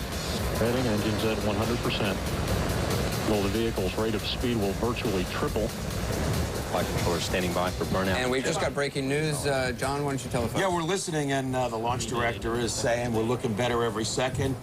He just told Ferguson, the commander, Christopher Ferguson, to have a good launch, you know, Godspeed, and it's looking real good. And have a little fun, he said. Have a little fun was what he said. So have a little fun. And actually, Fergie then, answered just to say, from the crew, how they're feeling. And I didn't catch all of it, but just a really nice speech about this is the beginning of one journey, but it's actually a journey that never ends. And an example of what great nations can do, the Space Shuttle program. Let's take a look at these astronauts. At this point, the launch is a go. It's going to happen 11:26, just a few minutes from now, about 10 minutes from now.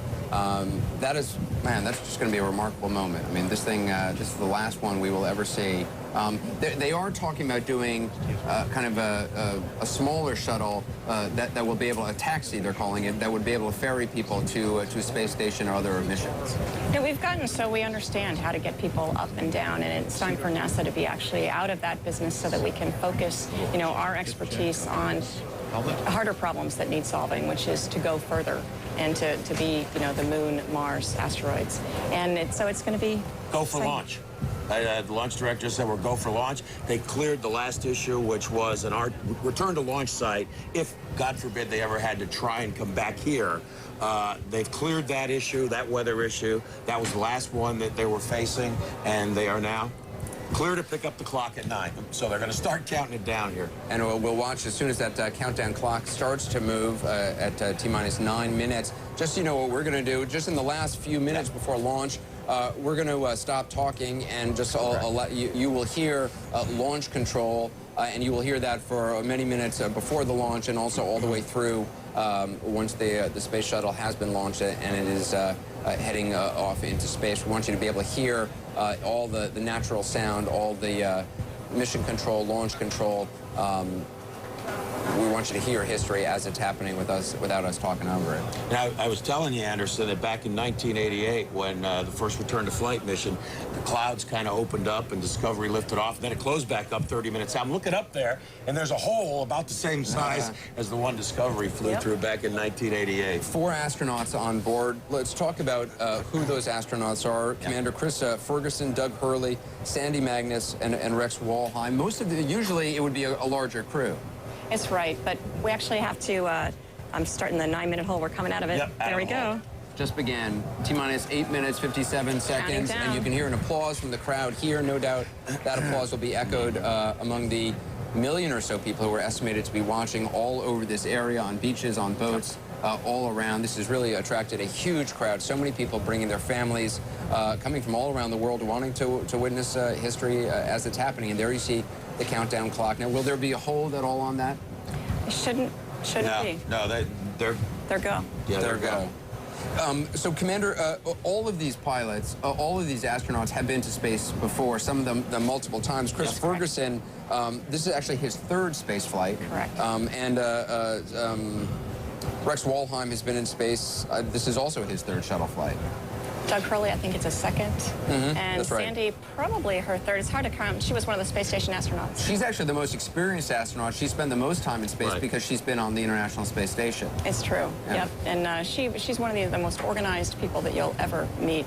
She's exactly the right person to be the load master, controlling all those supplies onto the station and bringing back things that we need. And Ferguson, you know, some of their personalities. Ferguson plays in the band. It's He's true. the drummer in the astronaut band Max Q. I've also heard he has a flip camera, which he carries around and has to kind of document everything behind the scenes. Sounds like astronaut Mike Massimino. He's the same way. He brings his camera around and documents everything. And Hurley is a big NASCAR fan, the pilot. That's true. Yeah, he's into that. That's right. He's a colonel in the Marine Corps, a former fighter pilot. Also, he said he admits to being a kind of a speed demon. He likes. Oh, absolutely. And I asked him if he ever broke any of the NASA rules by getting behind the wheel of one of those fast cars when he wasn't supposed to be.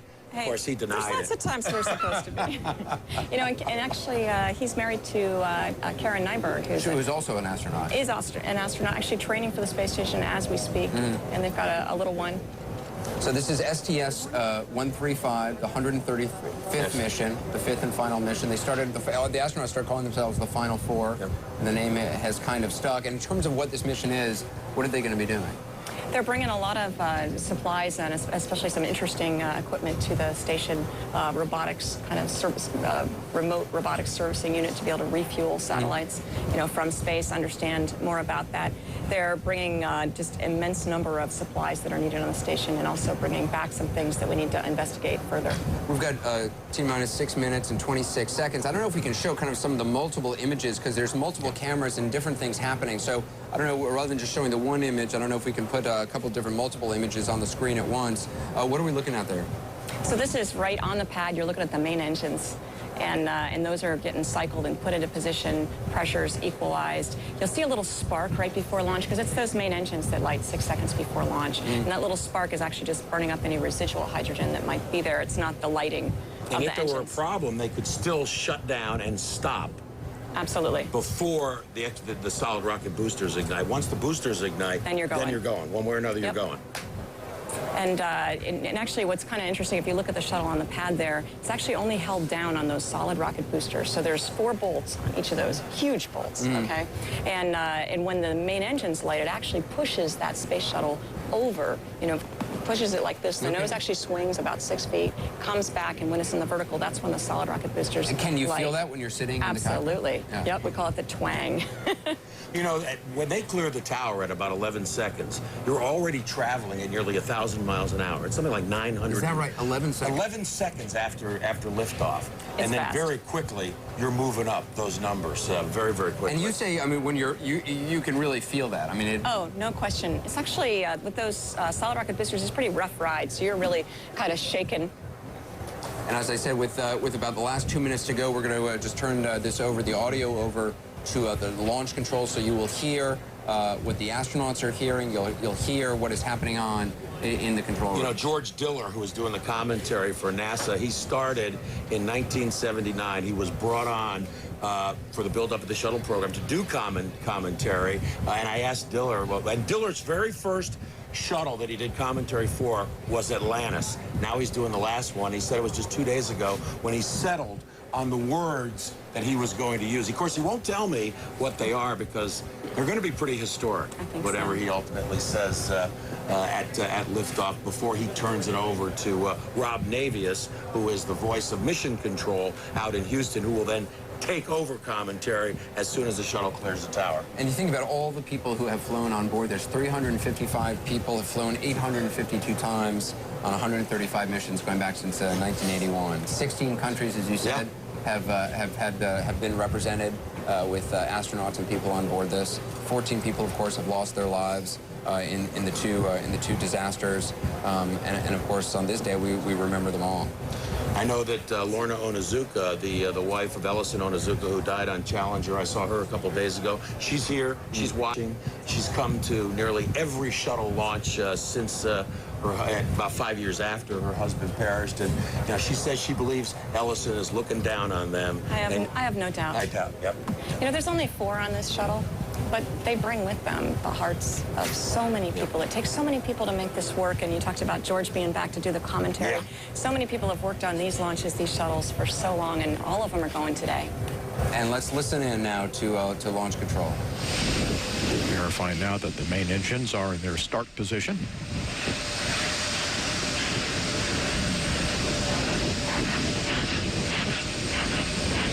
CLS is go for ET LO2 pressurization.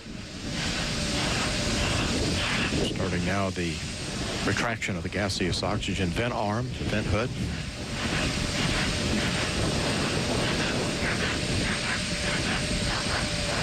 TLT OTC, clear caution warning memory, verify no unexpected errors. Fuel cells going to internal. External plane camera being activated at this time. OTC, PLT, no unexpected errors. Copy that.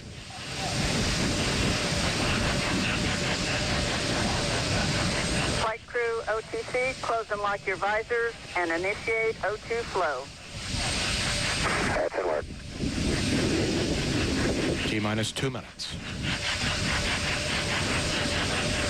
CLS is go for ET LH2 pressurization. Solid rocket booster camera is being activated.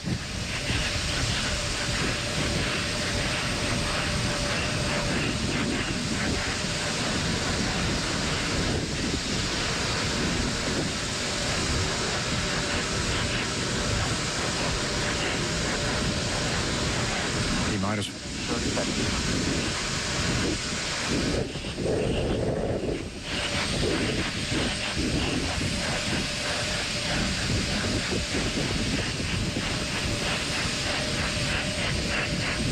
Sound suppression water system is being armed.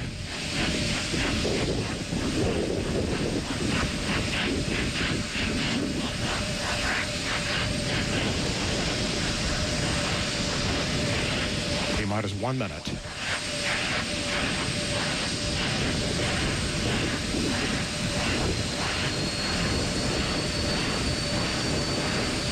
But oxygen and liquid hydrogen fill and drain valves are closed.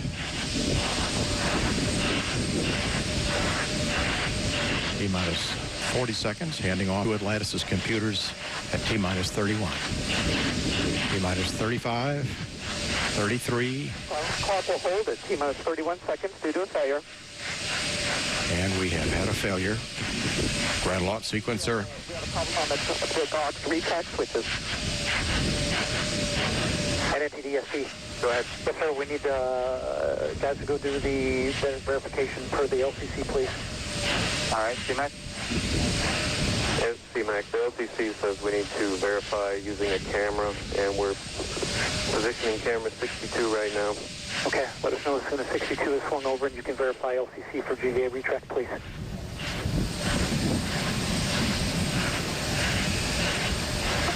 And all personnel, we're holding here 31 seconds while we get a verification that the GVA has fully retracted. Per our pre-plan.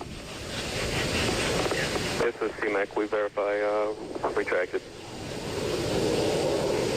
Okay, and you can verify that it is fully retracted per the instructions that we've been that we developed, correct? That's correct. All right, and STE? And NTD, STE concurs. They satisfy the requirements of GSC 13 pre-plan contingency. I'm go.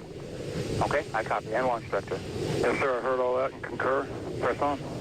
All right, very good. NTD, STE. Yes, sir. Yes, sir. I need concurrence to GLS and ask to clear the hold, please. Very good. And GLS, you have concurrence? Go. Copy that. It's in work. Thank you. Let us know when that's complete.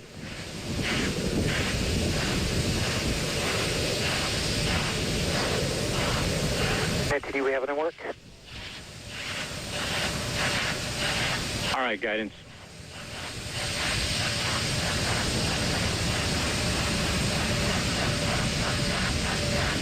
Just a reminder for folks, our lock turn back hold time is 3 minutes and 16 seconds.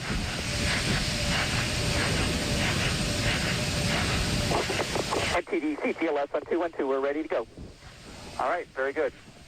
And launch director, with that cleanup, we're going to go ahead and proceed. Yes, sir. Please do. All right. And all personnel, we are going to pick up the clock here momentarily. And GLS, you can resume the clock on your mark. Copy that. Countdown clock will resume on my mark. 3, 2, 1, mark. T-minus. Go for auto sequence start. Handoff to Atlantis' computers has occurred. Solid rocket booster nozzle steering check and work. 20. Firing chain is armed. 15. Go for main engine start. T-minus 10, 9, 8, 7, 6, 5. All three engines up and burning. 2, 1, 0, and liftoff. The final liftoff of Atlantis on the shoulders of the space shuttle. America will continue the dream. Program, Houston. Roger, roll, Atlantis. Houston now controlling the flight of Atlantis. The space shuttle spreads its wings one final time for the start of a sentimental journey into history. 24 seconds into the flight, roll program complete. Atlantis now heads down, wings level on the proper alignment for its 8.5-minute ride to orbit. 4.5 million pounds of hardware and humans taking aim on the International Space Station.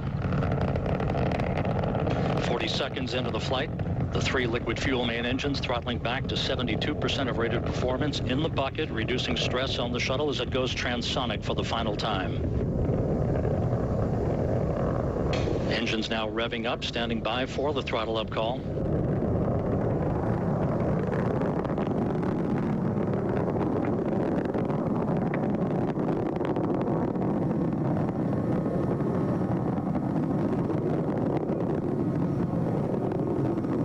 Atlantis, go at throttle up, no action, DPDT. Go with throttle up, no action on DPDT. That call from Capcom Barry Wilmore, a transducer, instrumentation only, no action required.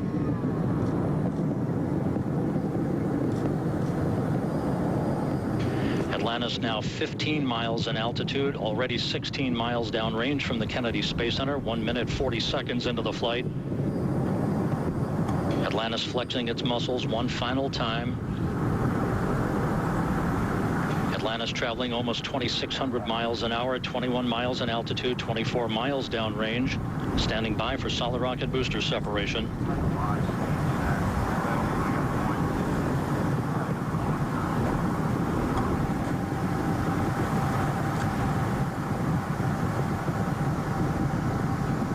Booster officer confirms staging a good solid rocket booster separation.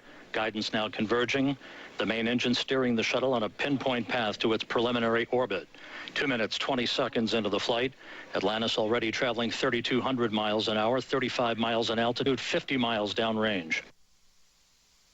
The propulsion officer reports the orbital maneuvering system engines have ignited. Atlantis kicking on its afterburners for 1 minute, 23 seconds for the final phase of powered flight. Atlantis, 2 engine towel. Good.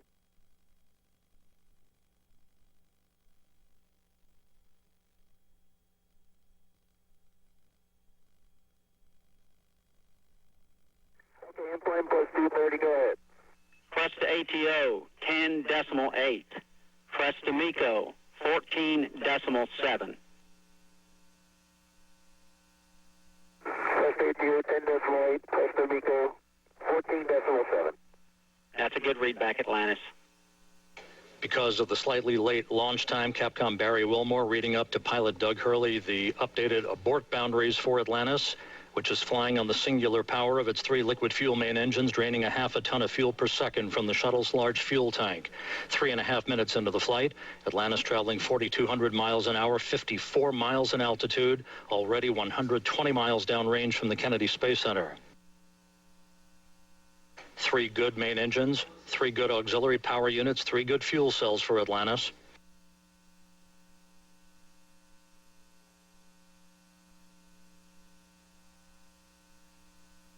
Atlantis, negative return.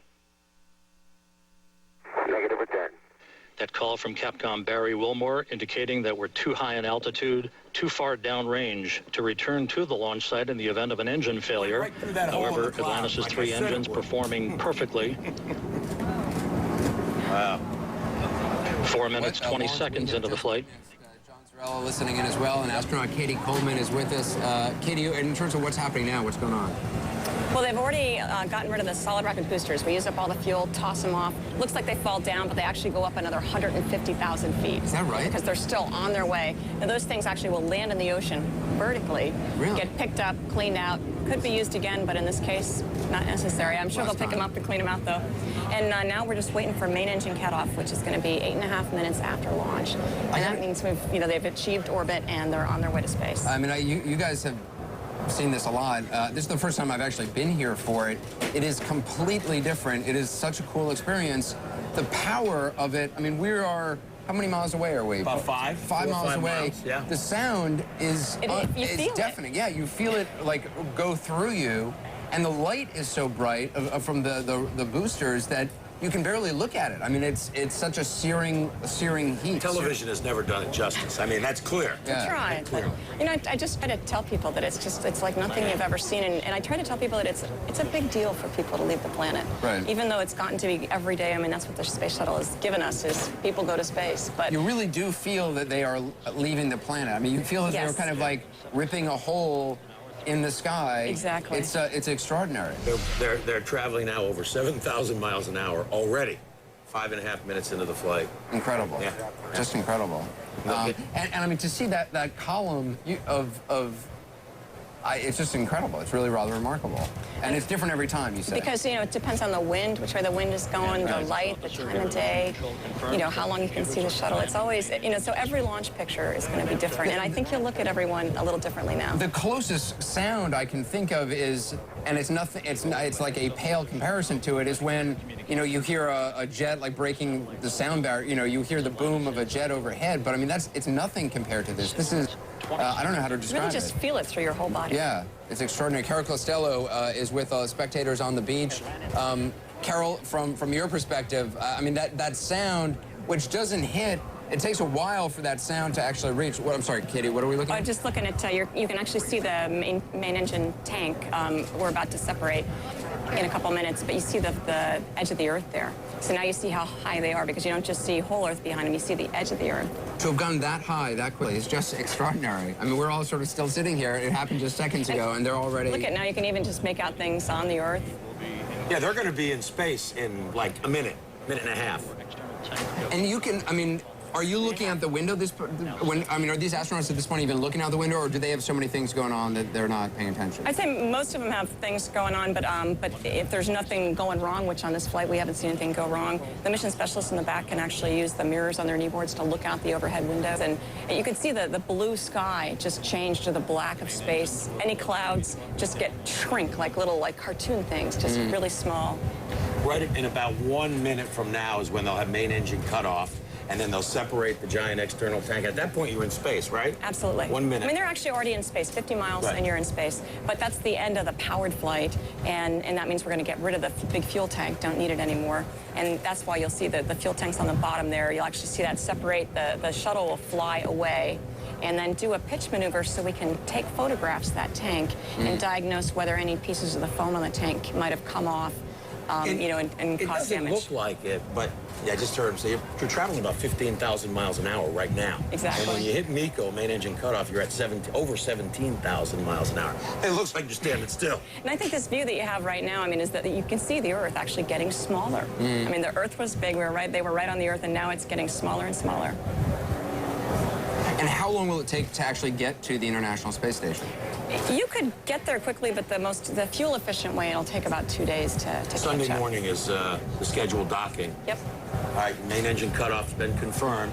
So now we're going to see, you can see it now. We're watching the separation any second. And this is loud on board. This is really loud. That's what I've heard. Explosive. There's explosive charges that do the separation.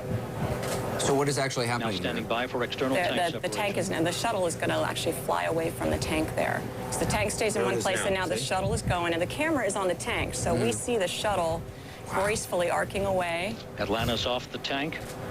Commander Chris Ferguson will be maneuvering Atlantis now into an orientation to enable Sandy Magnus to capture digital still so a couple imagery of the chances to look at the shuttle. So at this point, then, how does the shuttle maneuver?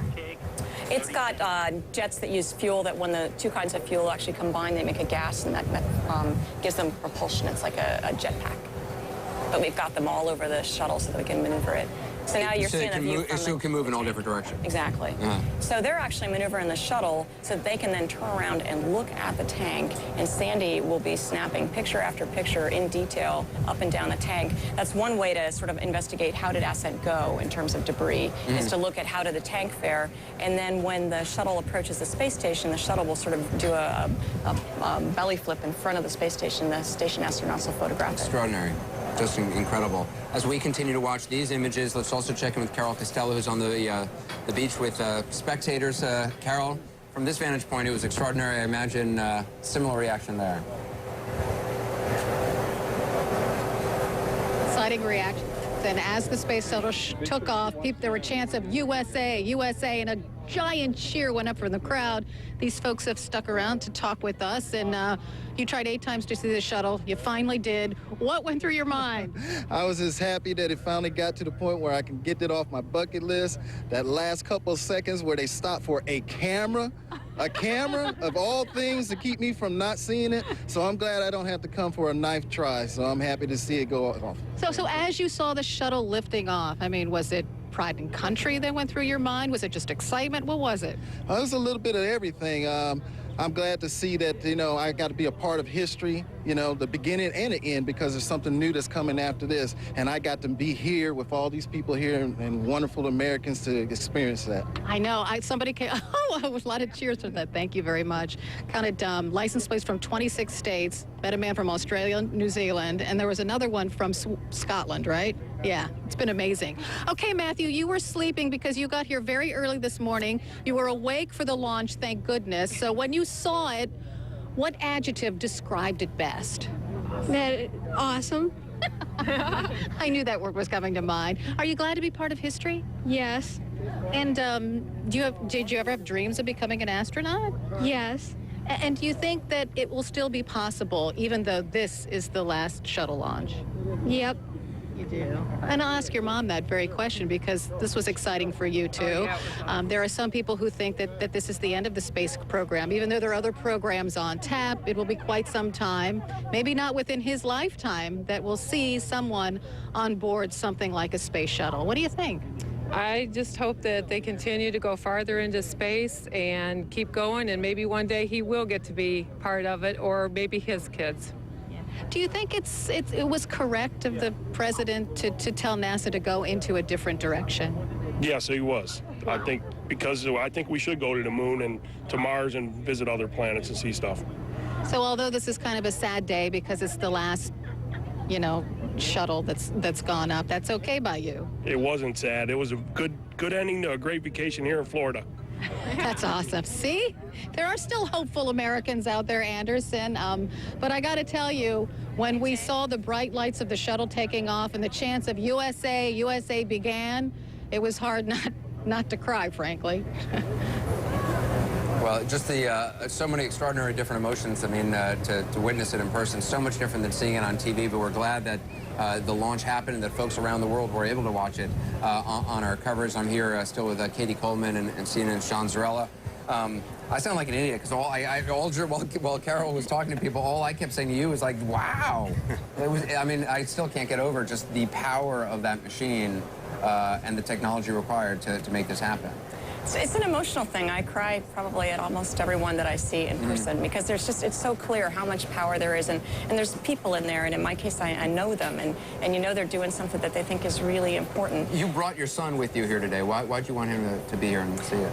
Well, I wanted him to see a launch when I wasn't on the rocket. I wanted him to do that together so that we'd get to, you know, kind of talk about what launch feels like, you know, to watch it. Because for me to watch a launch is actually, I'm pretty nervous watching, and I wonder what it was like for him. It's got to be amazing to hear kids, as we heard earlier, I think Carol interviewing, or Brooke interviewing a little boy who was saying he wants to be an astronaut. It's got to be kind of an amazing feeling when you hear somebody say that.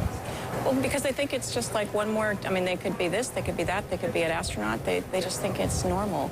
And I think that means that we've achieved a lot of our goals. They think going to space is normal. And the shuttle really has done that. I mean, it's a workhorse. It has, you know, been the site of so many firsts. The first woman in space, the first African-American in space, African-American woman. Yeah, and I mean, you know, we call it iconic, and it really is. I mean, it's right up there with the Coca-Cola symbol and the CNN symbol. I mean, really, the shuttle is the shuttle around the world. Everybody knows what the shuttle is. It's not mistaken for anything else. And people believe that it's possible for us to leave the planet, live in space, go to other places. And I think that means we've achieved a big goal. And the fact that the shuttle has built the space station, I mean, not alone, but certainly a large part of it.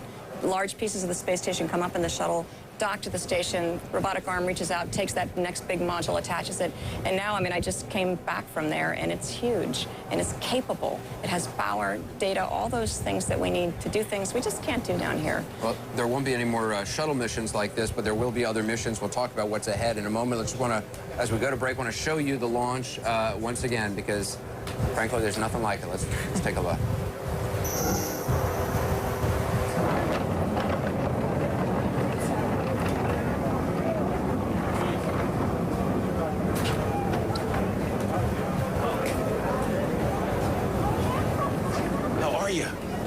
Good to see you.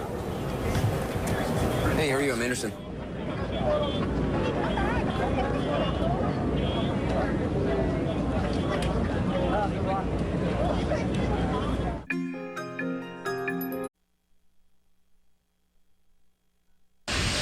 Go for main engine start.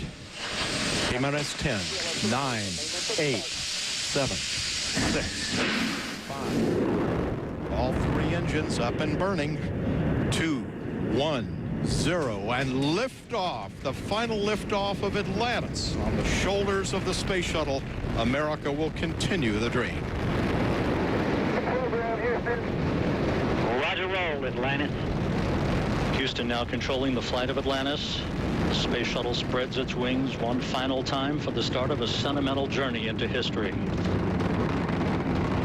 24 seconds into the flight, roll program complete. Atlantis now heads down, wings level on the proper alignment for its 8.5-minute ride to orbit. 4.5 million pounds of hardware and humans taking aim on the International Space Station. 40 seconds. Sentimental journey into history and a journey into the future. The future of the space program will continue. We're going to talk about that in just a moment. Want to just check in with Brooke Baldwin, who's at the Kennedy Space Center, the visitor complex, with some of the many people, and again, estimates of as many as 1 million people watching all around this area. Brooke, what you see from there? Pretty amazing. It was spectacular. It's emotional. I grew up wanting to be an astronaut, and this truly, I've said it before, this is really a dream assignment covering this final launch here. And Linda Johnston, I met just after it launched, and I know your tears are dry, although I see you welling up a little bit now. Why is it emotional for you? Well, this is something I've always wanted to do. I have always been interested in the space program, and I think it's kind of a real shame that it's not going to be around anymore, but I understand why. It's just amazing to me the number of people that were here today, all from all over the world. I heard every dialect in the world. Every dialect, every language. Every language, right. Texas, Linda, with your entire family over here. Linda, thank you very much. And just quickly, Ed, this is sort of a beginning and end moment for you. You were here in '81 in a kayak watching STS-1 in April of '81. Compare that moment to this. back then it was exciting. It was the first time that it launched. It was the first time I saw it. But this time I think is a little more exciting for me because I got to bring my own family here. Bring your entire family. Yep. Thousands of people, Anderson, thousands of people are here. I wanted to be an astronaut too until I took physics. Talked to Katie Coleman about her physics experience early on. She told me the other day she wasn't so great at physics earlier, so perhaps my future would have been much different had I talked to Katie many years ago. Back over to you guys. Well, somehow she recouped because she was at MIT when she first heard Sally Ride, and that's when she first wanted to be an astronaut. So getting into MIT must be a sign of some knowledge in science, because there's no way I could have done Well, you know, it. when there's something like that that's not instinctive for you, I mean, physics isn't. Chemistry I love, but it just doesn't mean it's not for you. It means you got to work a little harder at it. Yeah. It was too hard for me to even contemplate working. It may be the final launch of the space shuttle. It's certainly not the end of space travel. We're going to talk now about the future of space exploration. Where do we go? Our guest is John Elbin, Vice President of Boeing for Commercial Crew Programs. Also, CNN's John Zarella joins me, as well as Katie Coleman, astronaut. First of all, what was it like for you just watching this? Oh, it was an emotional thing. I was with a group of engineers who've been working on the shuttle through its life, and we all had tears in our eyes as the shuttle went up. It was, punched through the clouds there. Incredible. And then kind of vanished. And it was just a really emotional setting. Because we all focus, of course, on the 4 astronauts who are on board, but I mean, they're there because of thousands of other people who have been working tirelessly for years to make this a reality. Absolutely. People have, that's their career. We've invested our lives in that. And the shuttle's an icon of the space program. To have it come to an end, of course, is a sad thing. But I think it's important that we treat that as a transition point and look forward to what's ahead. So what do you see as what's ahead? What is the future? I think there's 2 clear paths ahead. The space station is still up there in low Earth orbit. There are still U.S. astronauts and international astronauts on that space station. So and that's going to continue? That will continue, currently through 2020, hopefully beyond that. So we need to have systems that can resupply, take crew, and keep that system healthy. And that's what the Atlantis is bringing a lot of supplies, going to be taking some used supplies off the International Space Station. For now, until there's another kind of vehicle that can bring astronauts to a space station, the U.S. is going to be working with Russia, paying the Russian space program to use the Soyuz spaceship to bring people up. And that's true for the near term. We're working on a capsule. It's part of the Commercial Crew Program, along with other companies doing that. And we're on a path to be able, by 2015, to carry U.S. astronauts on a U.S. vehicle again to space station. So that's for low Earth orbit. Farther beyond, the Obama administration has talked about trying to get NASA to kind of think bigger, to think beyond low Earth, to use commercial flights, commercial space flights for low Earth orbit. I mean, is a Mars trip possible? How far in the future do you see? Human exploration beyond low Earth orbit is the real prize for what's next. Right. We've been going to low Earth orbit for a long time, and we need to continue to use the station, but we really need to focus on beyond low Earth orbit. So the system we're working on for transportation to station is going to make that part of the transportation more affordable. So NASA then has funds available to invest in capabilities for exploration beyond low Earth orbit, back to the moon, to asteroids, and eventually on to Mars. But I mean, I was listening to what the President was saying, and he was saying that we need new technology. The technology right now isn't there necessarily to deal, for instance, with the radiation that astronauts would get trying to get to an asteroid. There's lots of technology that needs to be developed. Dealing with radiation is one. It's a long flight to Mars. Having systems that are capable of that kind of a long space flight are important. Mars has an atmosphere we have to be able to enter through. When we landed on the moon, there wasn't an atmosphere. And so those kind of technologies have to be developed so that we can then do those great missions. And in terms of unmanned spaceflight, there's still a lot ahead. I mean, with robot exploration of Jupiter and Mars rover and other things. There's a lot to be learned in the solar system using robots, exploring other places. But people going there is just kind of what it's about. Yeah, and we saw a great example of that today. John, appreciate your time. Thanks so much for being with us. We've got to take a quick break. We'll talk more with Katie Coleman, John Zarella, and others ahead.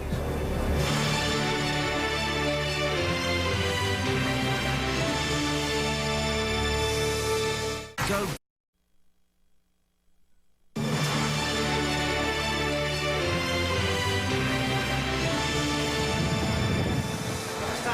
Well, we're going to be showing you, in a moment, we're going to show you all the shuttle missions, all the launches, all 135 of them, which is just an extraordinary video that'll take about 2 minutes or so. So that's at the end of our program. But we don't want to Tell you about the retirement homes for our long-serving shuttles. 21 museums put in bids to house the shuttle once they're all decommissioned. Only 3 sites received the honor. Shuttle Atlantis will stay in Cape Canaveral at the Kennedy Space Center Visitor Complex. Endeavour is headed to the California Science Center, and Discovery's new home will be the Smithsonian National Air and Space Museum. As a tribute to all the shuttles and the people behind them, here's 134 launches in 134 seconds, plus the one that just made history today. Take a look and enjoy. T-minus 10, 9, 8, 7, 6. We have engine start. 4, 3, 2, 1. And we have liftoff. The Discovery's largest astronaut crew is on its way. Space Lab 2. Shuttle has cleared the tower. Roll program initiated. Houston controlling now. Roger, roll, Challenger. Americans return to space as Discovery clears the tower.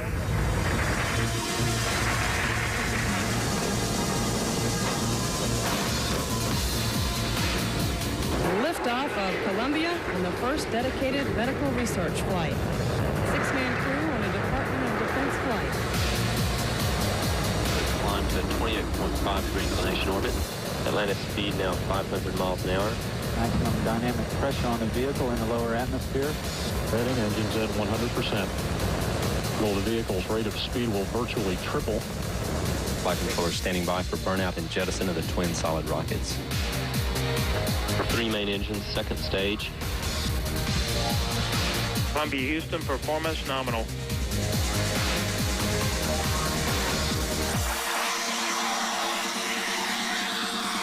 On a heads down position, on course. Space Shuttle Columbia with the Microgravity Science Laboratory. Starts out about 1G vertical acceleration.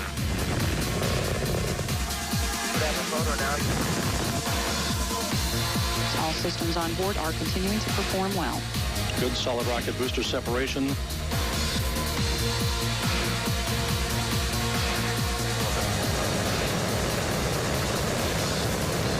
Houston now controlling the flight of Columbia, the international research mission finally underway. And liftoff of Space Shuttle Discovery, beginning America's new journey. Atlantis begins its penultimate journey to shore up the International Space Station. Final liftoff of Discovery. Houston, Endeavour, all program. Roger, roll, Endeavour. Go for main engine start. T-minus 10, 9, 8, 7, 6, 5. All 3 engines up and burning. 2, 1, 0, and liftoff. The final liftoff of Atlantis on the shoulders of the space shuttle. America will continue the dream. Program, Houston. Roger, roll, Atlantis. Houston now controlling the flight of Atlantis. The space shuttle spreads its wings one final time for the start of a sentimental journey into history. 24 seconds into the flight. You just heard him say a sentimental journey into history. Katie Coleman, for you, what's this day been like? Just watching the space shuttle fleet bringing 4 more people to space. I mean, now we live there. It's a big accomplishment for that fleet, and I liked what they said, America and the world riding on the shoulders of the space shuttle. And the programs will continue, even though the space shuttle won't? The space shuttle is one of the ways up and down. We've got a space station up in space that we're using. It's amazing. It's enormous. The guys up there are ready for the shuttle visit, and I think it's a bright future. It's an honor to have spent the day with you. Thanks for being with us. And John Zarella is going to continue on CNN throughout the day. Thanks for sharing this moment in history with us. CNN Newsroom begins right now with Frederica Whitfield. Frederica? If you launch it, they will come. And they did by the hundreds of thousands to see the final flight of the U.S. Space Shuttle. We're live at the Kennedy Space Center. The end of... Welcome to World Report. I'm Jonathan Mann. The ominous clouds over South Florida seem to part to allow the U.S. Space Shuttle Atlantis to reach for the sky and make history one more time. T-minus 10, 9, 8, 7, 6, 5. All 3 engines up and burning. 2, 1, 0, and liftoff. The final liftoff of Atlantis on the shoulders of the space shuttle. America will continue the dream. Program, Houston. Roger, roll, Atlantis. Houston now controlling the flight of Atlantis. The space shuttle spreads its wings one final time for the start of a sentimental journey into history. 24 seconds into the flight, roll program complete. Atlantis now heads down, wings level on the proper alignment for its 8.5-minute ride to orbit. 4.5 million pounds of hardware and humans taking aim on the... And allowed people on it, so they're slowly making their way through. Of course, it was a lot. With their eyes to the skies, hundreds of thousands of people gathered to see the space shuttle's last liftoff. The lucky ones got a bird's eye view. Others crowded the beaches and lined the highway around Florida's east coast, the Space Coast, they call it, to catch their glimpse of history. Chad Myers is standing by at the Kennedy Space Center's Visitor Center with some of the people who journeyed to Florida to watch the launch. You know, they have said for years that any one of these launches is a once-in-a-lifetime treat for the eye, but today it really must have felt that way. Yeah.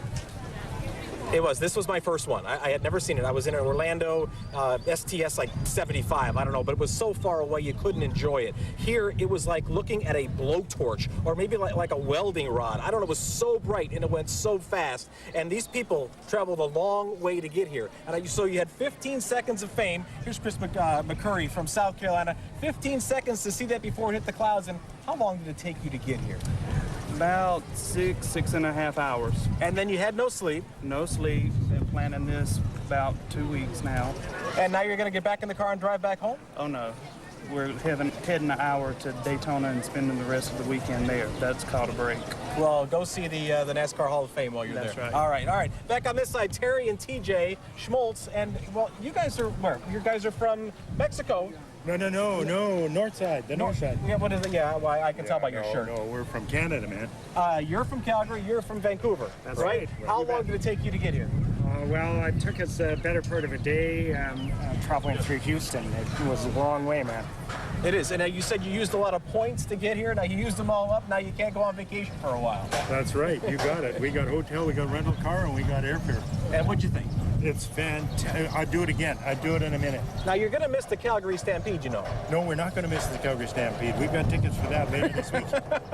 You going to the Stampede with them? Oh, I'm not going to be able to make it, though. This time around. Yeah. Got to go back to work? Yeah. I've been to the Stampede once, and I understand the Royals visited last night, so you might miss them. We missed the Royals, but you know what? We're on a mancation. Yes. So I had to give my wife tickets to go down to see the chuck wagon races. Oh, very good. So we're doing that on Thursday. Jonathan, I'm not sure I've ever heard the word mancation. They might have just made something up on international television. It's Canadian. You got to schedule one in for yourself there, Chad. They're going from space flight to the Stampede. Sounds like a good time. Thanks very much. A good time, an extraordinary time, a once-in-a-lifetime chance to see the space shuttle's final launch. John Zarella has been watching these for years for us, but today had to be an emotional day. John, I can see it in your face. Yeah, you know, John, it's hard because, you know, you have seen, as I have, so many of them, and then it strikes you as Atlantis is lifting off the pad that's it. This is the end of the line. There will not be any more launches of space shuttles from here at the Kennedy Space Center. And it may be quite a few years before the United States has its own capability, a heavy lift rocket to send astronauts on that next great adventure, maybe to Mars or an asteroid. But that liftoff today, you know, we just didn't think it was going to get off the ground with the weather, but the sky just opened up and Atlantis lifted off, and it was a flawless liftoff. There were, Jonathan, a couple of moments they had to actually stop the count at 31 seconds because they needed a verification that a vent arm was actually retracted. So they stopped the clock momentarily. They did a visual inspection. They cleared it, and then they picked up the countdown one more time. So that was a moment when we all went, uh-oh, what now? And didn't think they'd be able to pick it up as quickly as they did. But they were able to get the countdown clock started, and Atlantis on its way, 12-day mission to the International Space Station. And if, Jonathan, that they actually go for just 12 days, they would land back here on Earth on July 20th, which is the anniversary of Man on the Moon. That's when Neil Armstrong and Buzz Aldrin landed on the moon, July 20th. Jonathan. So much of mankind's history, so much of its innovation and adventure in space has been an American story going back 5 decades. What's left now? The space shuttle program is over. Is the rest of the manned spaceflight program in the United States a diminished, dwindling thing? Well, I think for the foreseeable future, it's going to depend on money. Clearly, it'll depend on money. Commercial companies will pick up, and they will start taking astronauts in the next 3-4 years, U.S. astronauts, to the International Space Station. Companies like Boeing, companies like SpaceX, that's what they're going to do. NASA has basically said, here you go. Low Earth orbit is yours. We've proved you can get there and back pretty easily. You do that. We're going to try to take the next great step. Maybe an asteroid by 2025, maybe go straight to Mars and bypass the asteroid.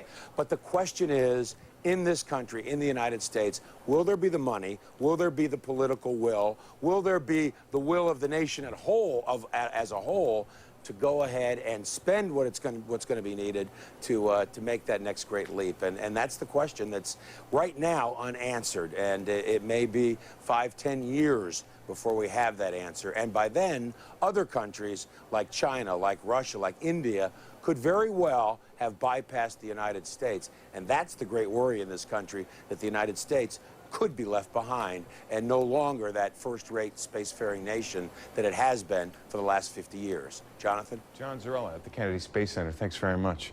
Well, it's taken 400,000 people to get the U.S. space program this far.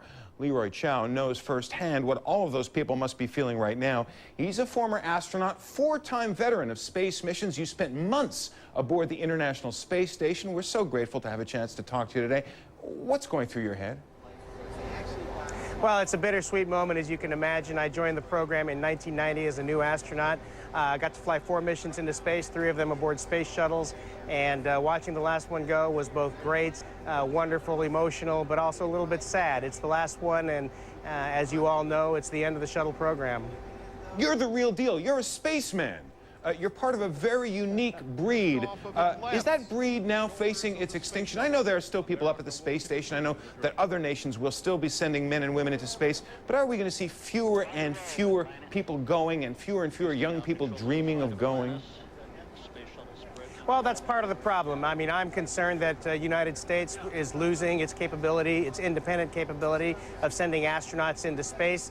The gap, as we called it, is very pressing concern for me. 2 years ago, I served as part of the White House committee that reviewed the U.S. human spaceflight plans, and we tried to find solutions to minimize that gap. One option was to keep the shuttle flying at a low rate. That option path was not chosen as part of the new space policy, so, you know, it is what it is. And part of, yeah, you're right. I mean, part of the whole reason a nation gets into the human spaceflight business is for national prestige and to inspire the next generation of young people. And you're absolutely correct that a piece of that is gone, at least temporarily. Well, let me ask you a question along those lines. Russia will still be delivering American astronauts into space. They'll still be delivering Russian cosmonauts and the space travelers of other nations. When you look at the history of the space program, when you look at the space race, on a day like today, looking forward, does it look like Russia actually ended up winning? Well, I think there's no question that after this mission, America will temporarily, at least, lose the ability to send astronauts into space. So by definition, we are ceding the leadership in human spaceflight. At least temporarily. Leroy Chow, let's hope it's not quite over. Thanks so much, and you're a remarkable man. It has been a remarkable adventure these 30 years, and it's a pleasure to talk to you today. Great to be with you, Jonathan. Thank you.